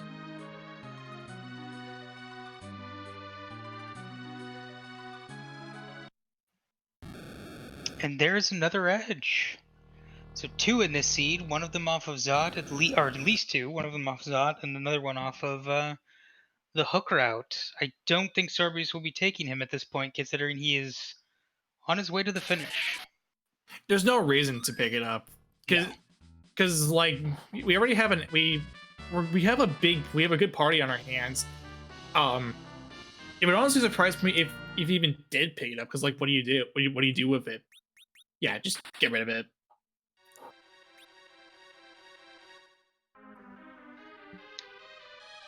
Just cruising on through, just needs to run down 2 bosses and done for Sorbius, so he is sprinting as fast as he can as Asuka is going to finish punching her way through Luge.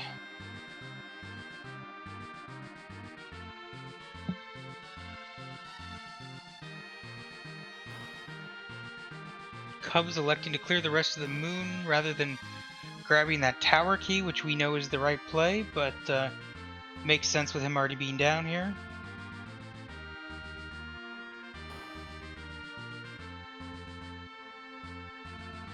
Joe being in a little bit of a spot since he's going to have to finish this giant, go back to the moon, and do Ribbon Rune in order to get his go mode, so hopefully he doesn't sit on this fight too much longer, as he feels like he's been in here for a while, but that is unfortunately just the nature when you're dealing with demisted elements. The first hook boss being Dark Imps. We're more than ready for this fight. It's just it's not like by itself it's not good, but like we can just stomp over them, no problem. Yeah, Sorbi's not even bothering to stone, just going for Quake since we know it'll hit. And Joe threw his demist fight excellent as Mom Bomb, as we knew would be the second fight, is now up. Honestly, not even that much of a speed bump considering, yes, there's the extra 9k HP, but with how the spells are going to be flying thick and fast, I don't think it's going to be slowing slowing Sorbius down much at all as he clears this and launches the Falcon and finishes his game. Yeah. 39 seed, even though it does have some jokes. And even then, it shouldn't be that much of an issue because considering the extra 9k that Bomb has by itself.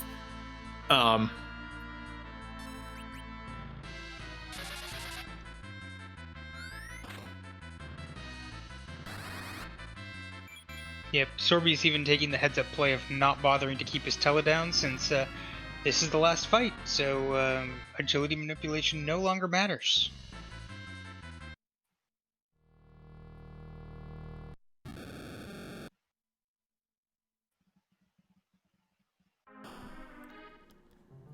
And while Sorbius finishes up getting his third objective, Poidrak finishes in 5th place at a time of 1 hour, 43 minutes, and 50 seconds. GG's to him. GG to Poidrak, and even this will be a pretty close time as well because Sorbius will be right behind him. Indeed, walking in the door, doing the cutscene, and he is good to go. So initial GG's to Sorbius as he launches, and all objectives are complete. And that is it for Sorbius. GG's. Yep, and that is going to be 6th with a time of 1:46:09.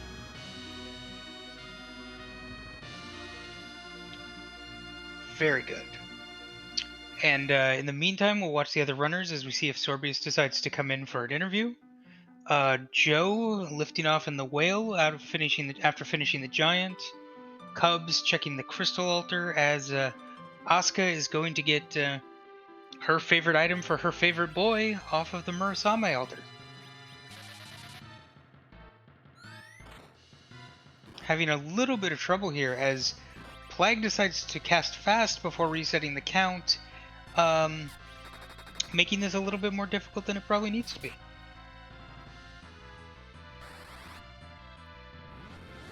And with that noise, I believe we are joined by 4K Mythic rated Storybook Brawl streamer Sorbius. I had to compose myself for a second after that intro. Hello. GG. GG. It would have been cool to not do everything in that seed in the wrong order, but, it is what it is.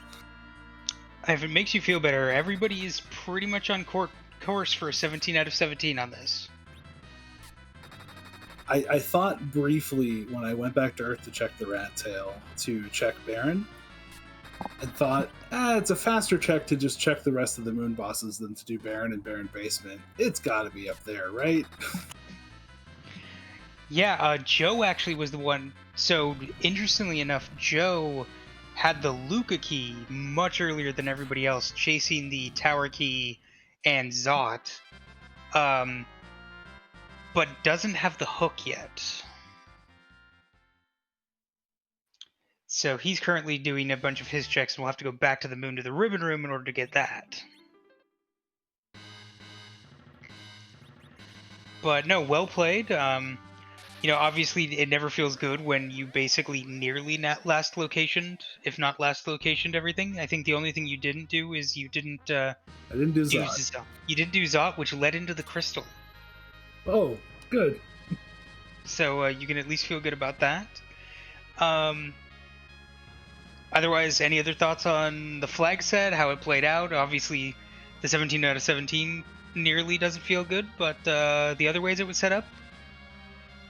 I had a lot of fun. It was a fun flag set.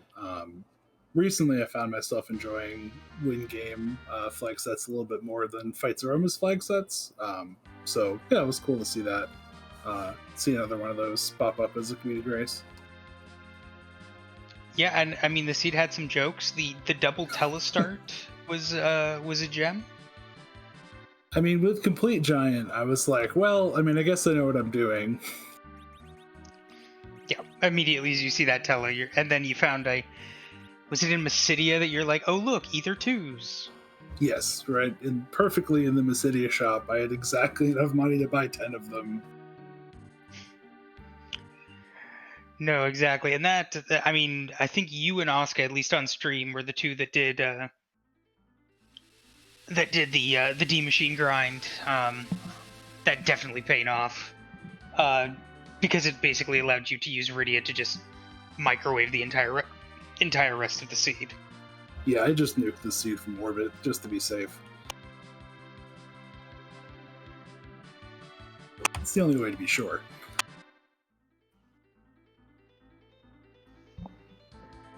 That is indeed how it works. So, Cub's now chasing down the hook route without the Luca key, so he's going to have to do some stuff once underground to hopefully pick that up. And Oscar fighting Element, or Mylon Z rather, for her piece, so trotting right along. So Render, anything else for other questions for Sorbius you might have? Honestly, I will say this, like this was definitely a really, I mean, yeah, it's got some jokes, but then like the D machine grind was a thing, and I honestly think that like if you had not taken the D machine grind, things would have been way different. Wouldn't you think so? Oh yeah, I mean, I wasn't getting through that demist without doing the D machine grind. At least not anytime today. No, of course not. I'd still be fighting that demist right now if I tried to take that at level 10. It'd be doable. I have a bunch of Blankcasters and Ethers, but yeah, But it would not feel good. no.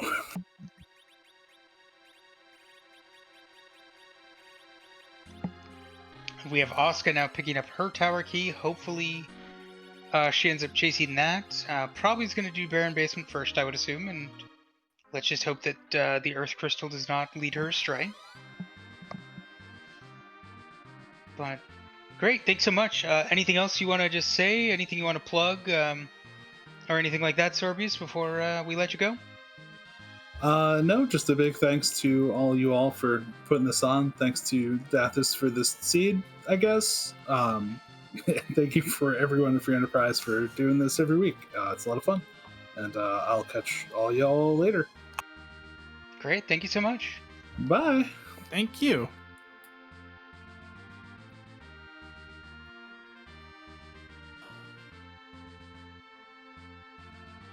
Okay.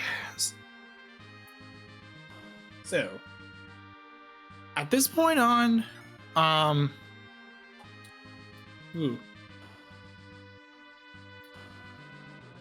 Oscar and well, Cubs also is getting close to finishing too, because this is a go mode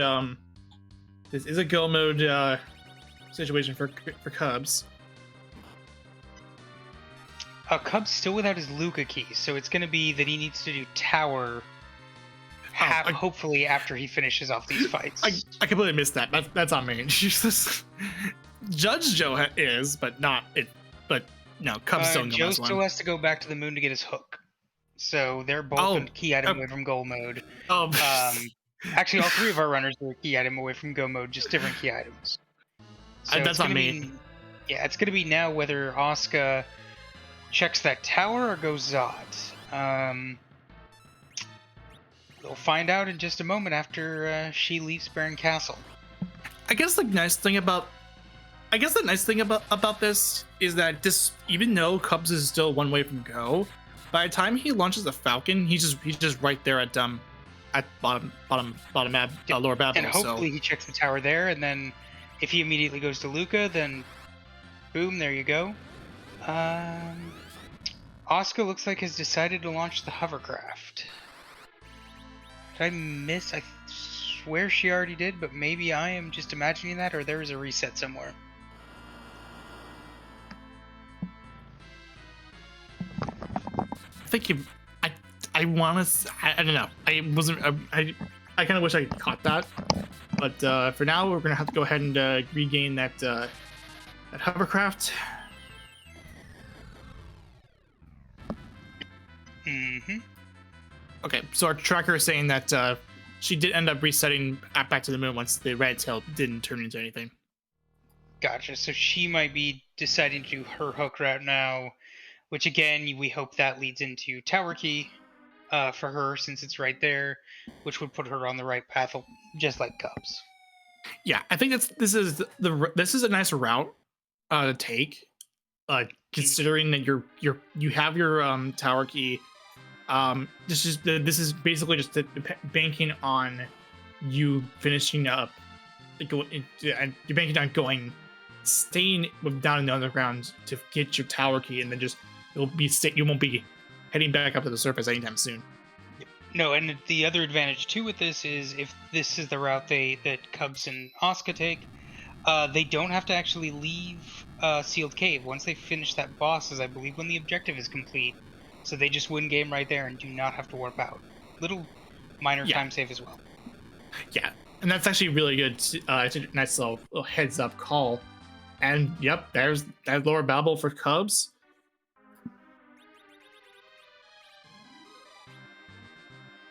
So we'll be on our way to go mode for we'll be on the way to go mode.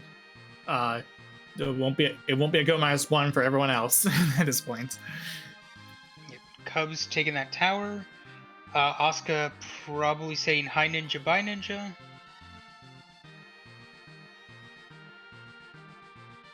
Yep. And proceeding along.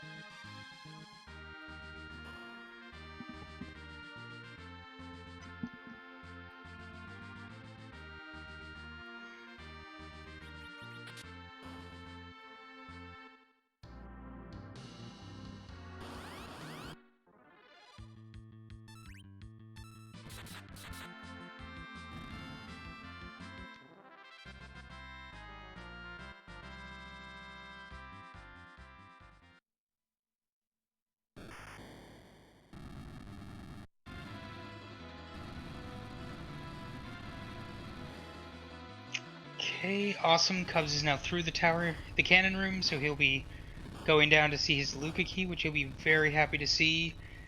With Joe, unfortunately, chasing down some stuff we know is not going to really lead anywhere they need it to, with the Zonk off of Octomam and then the package off of Asura.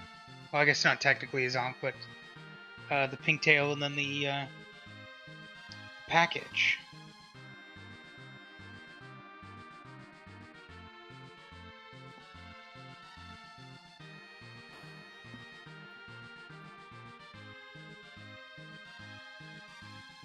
And Asuka taking down her Dark Imps. Sizing just to be safe, so they're even less of a threat before the nuke or I guess the Leviathan in this case, just eliminates them. And Joe realizing he needs to head back to the moon. Bang zoom.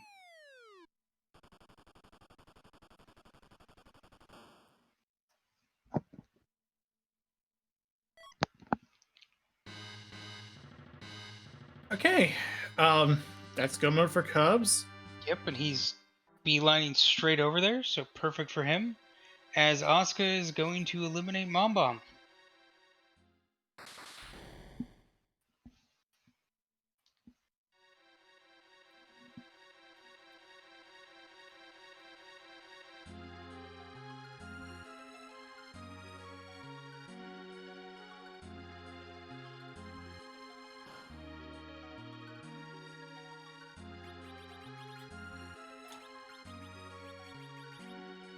And it looks like Judge Joe is gonna go and get that hook. Yep, I mean, he's cleared the top part, so the only question is whether he goes straight for that ribbon room or decides to do, say, Crystal Altar on the way down. Cave Value and Mura Altar are already done, so it's just the bottom parts that are needed. We'll see what he ends up doing as Cubs beeline straight for that fight, and Asuka is through Mom Bomb and about to launch the Falcon.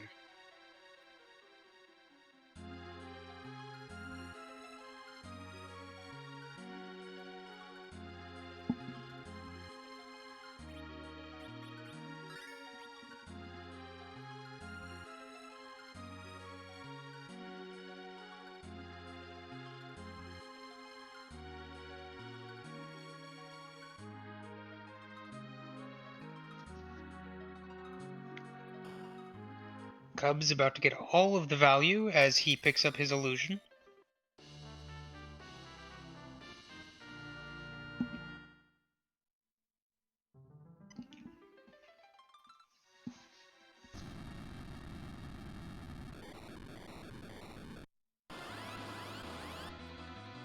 Okay, that's 2-3 for Asuka. See if she opts to also go to Lord Babel. Yep, and here we have Cubs taking on the guards, electing to Quake and Leviathan over a stone here, so hopefully this is enough damage to kind of push it down. I don't think he muted either of the guards, so we will need to see if those counter spells also cause any problems. At least from the Quake, since summons do not, I believe, do not trigger the counter script in this case. But, well, there we go. Cubs is through, and that should be a GG for Cubs.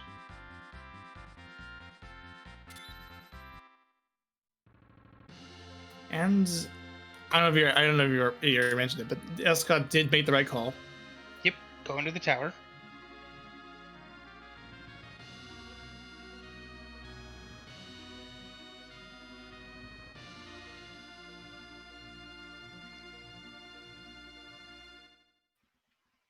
And GG to Cubs with a time of 2 hours 50 seconds. And that putting him in as 8th, and we'll see if we can get him in for an interview when he's ready.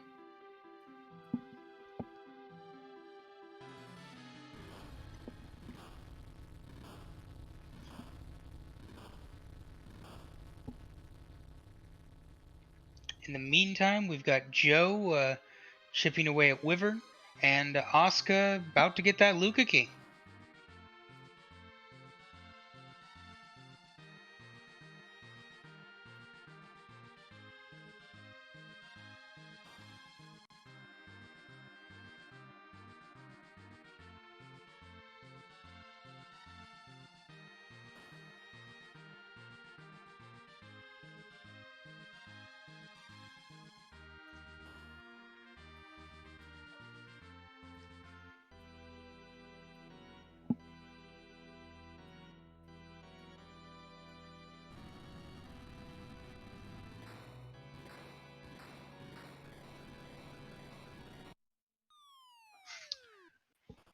And Asuka will be extremely happy to see this in just a moment, as Joe is going to decide to punch his way through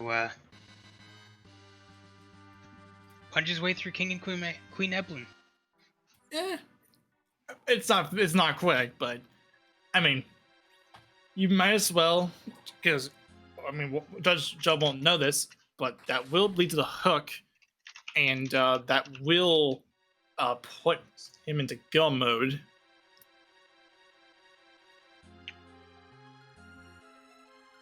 Indeed, and he'll be happy to see that. All he'll need to do then is go and complete the hook route and launch the Falcon in order to be finished.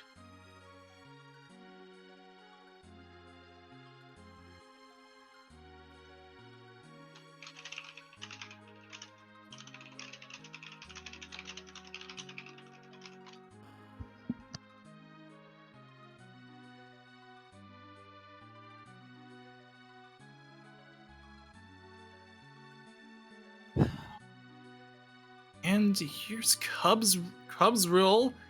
GG. GG, thank you. Hey. Oh, all right. Run us through what you thought about this thing. It all started out so well, and then it all just fell right apart.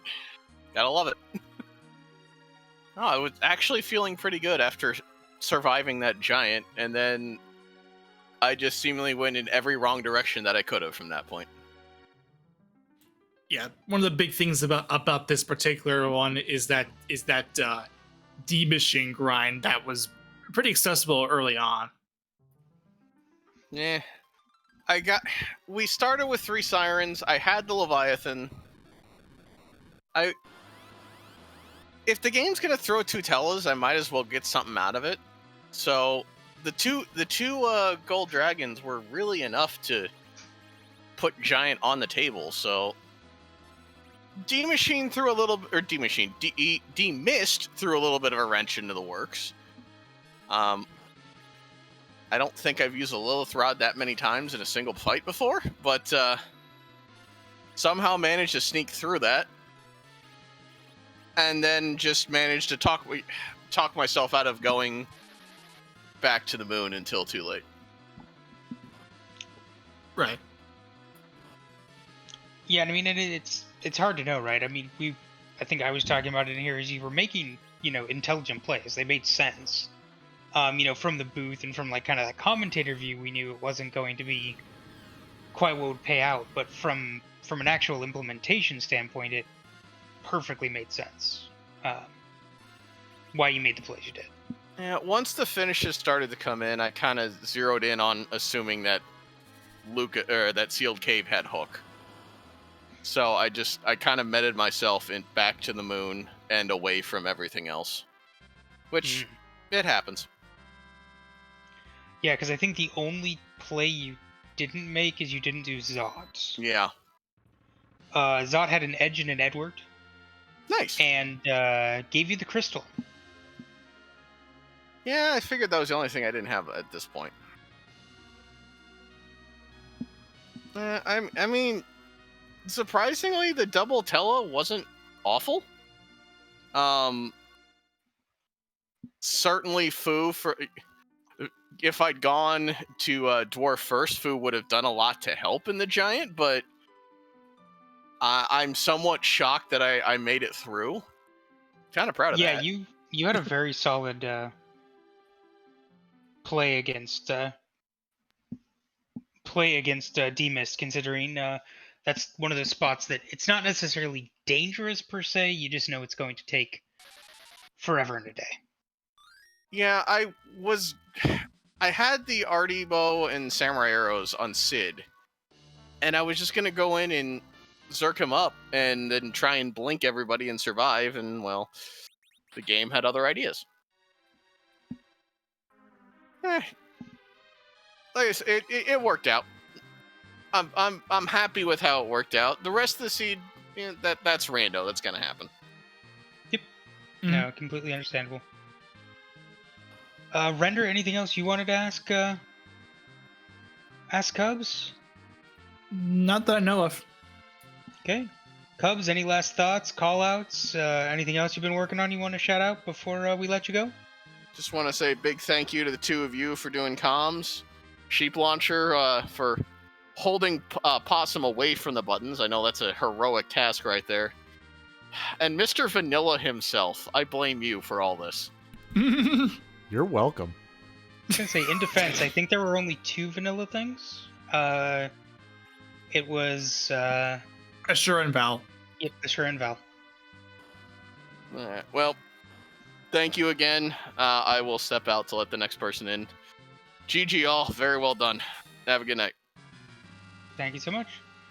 And while we were in the interview, Asuka went ahead and finished 10th with a time of 2:05:59. And we'll see if they want to come in the meantime while we wait on Joe to finish launching the Falcon.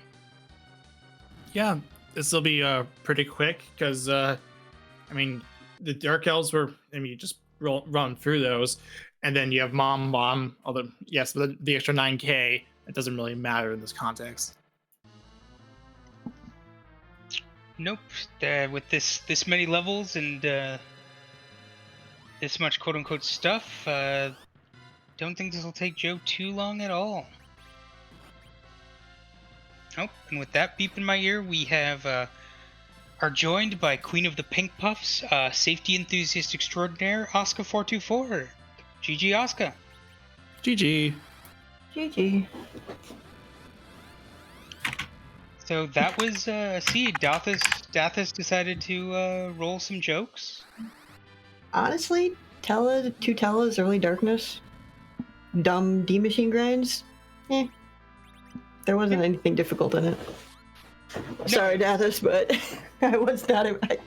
You rolled better. Hey, you right? I mean, I'd say Dathis tried with the demisted elements. Not necessarily super dangerous, but just very slow and very annoying. Yeah, that was the reason I bit the bullet and said, smart people are probably doing a D-money. I'm not a smart person because team no grind, but meh. Let's do it. Yeah, so I guess I was going to ask that. So you demachined, but then you decided to leave the giant rather than doing demist. What was your thought process there? I don't know if you noticed, but I had no tents, no cabins, no curatives. I don't really shop anymore either. Shopping takes too long, and I'm already slow enough as it is. no worries. I'm slow as well, so there you go. But yeah, it was a seed. For sure. I hope everyone enjoyed the swag video at the end. If people were confused as to why I was stalling, I did not call it out, but I did appreciate watching it as it took out the guards. Gotcha. No, it didn't. That's the funny thing. It was she who now shall not be named. Taking that final blow, which, The one that you, for once, failed to yeet. Yeah. Yeah. Yeah, it do be like that sometimes. There were a lot of mages in this scene, and that made me. That just made me kind of say things similar to Heck and Fluff. Quite understandable. Just as a call out during this interview, we did have Joe finish up with a time of 2:10:28, so GG's to Joe as well. Yeah, no. Any other thoughts on the flag set? How it went, Oscar? Anything you want to call out?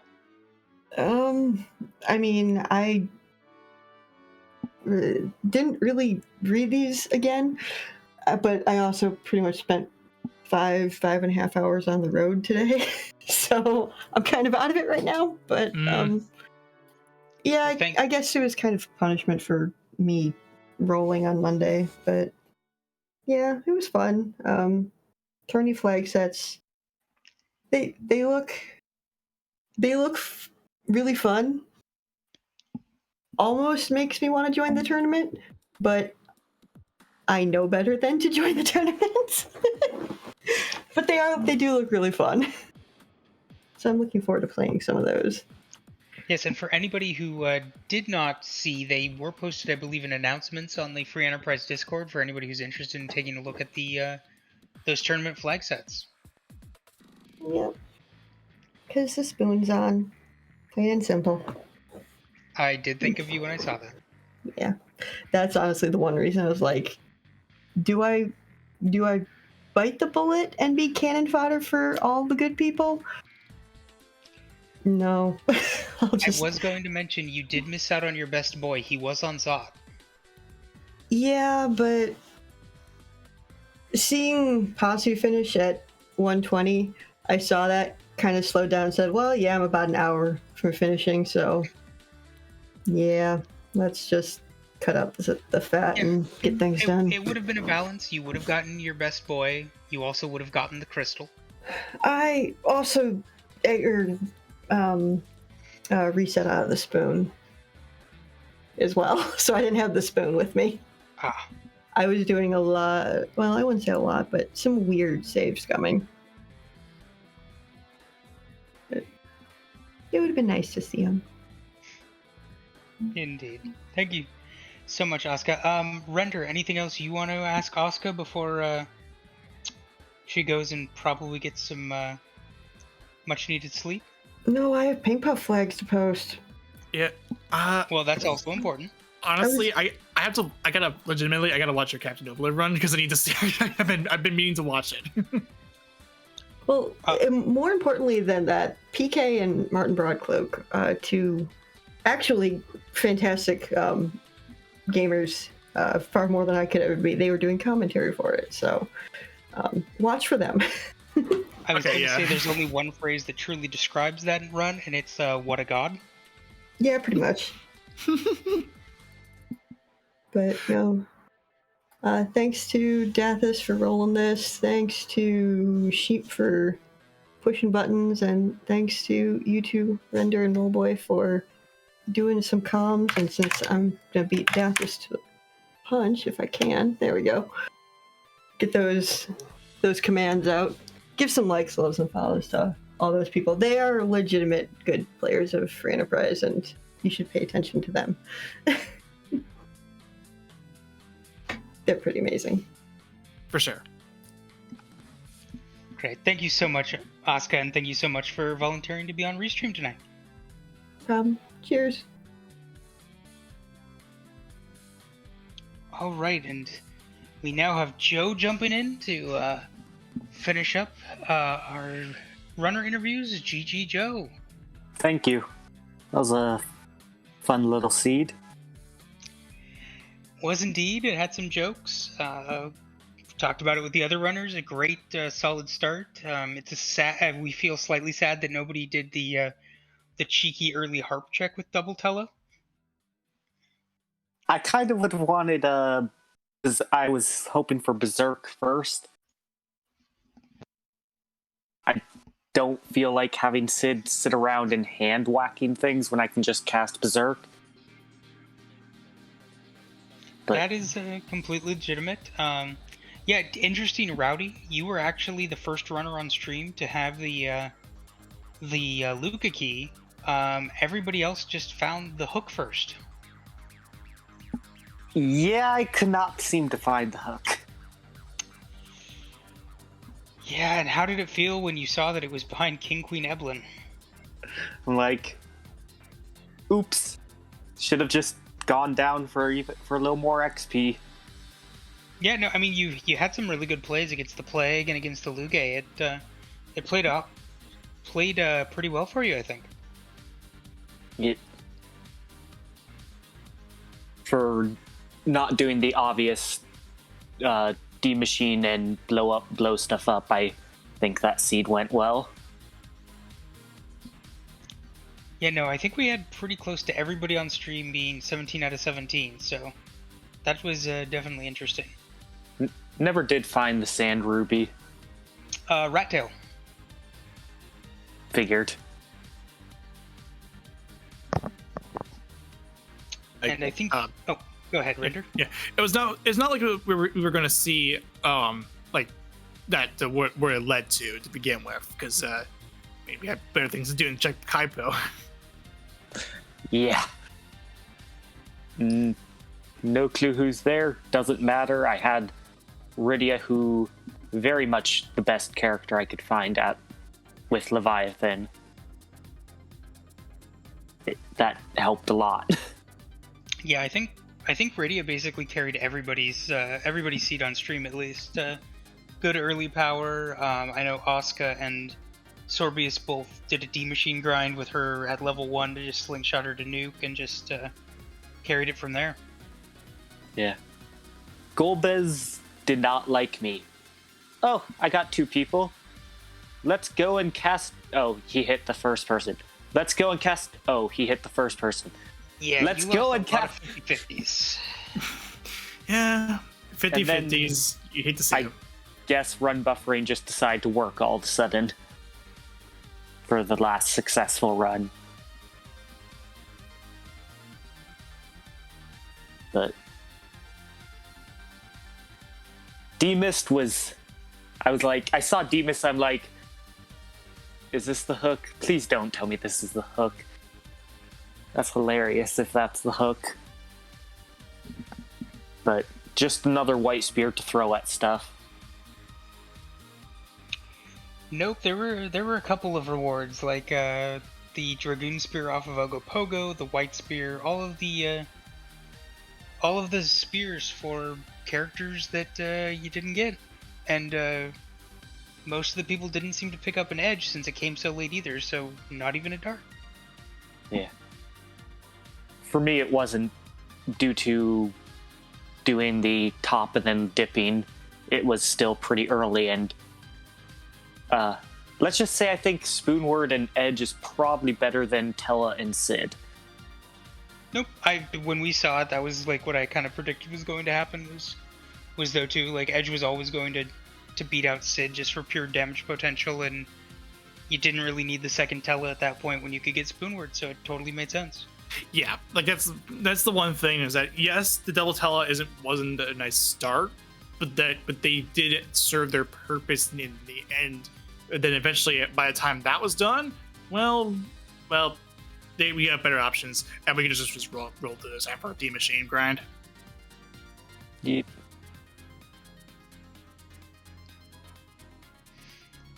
Great. Render, any other questions for Joe? No, not really. Joe, any other thoughts or anything you want to call out before we let you go? Nothing comes to mind. I like the music. Never heard of the game, but good music. Yeah, it came up in the commentary discussion. A Super Nintendo RPG that's pirates and ship based. Yeah, it's a Koei Tecmo game too. All right. Well, thank you so much for volunteering to be restreamed, Joe, and best of luck. Yeah, thanks. Lots of fun.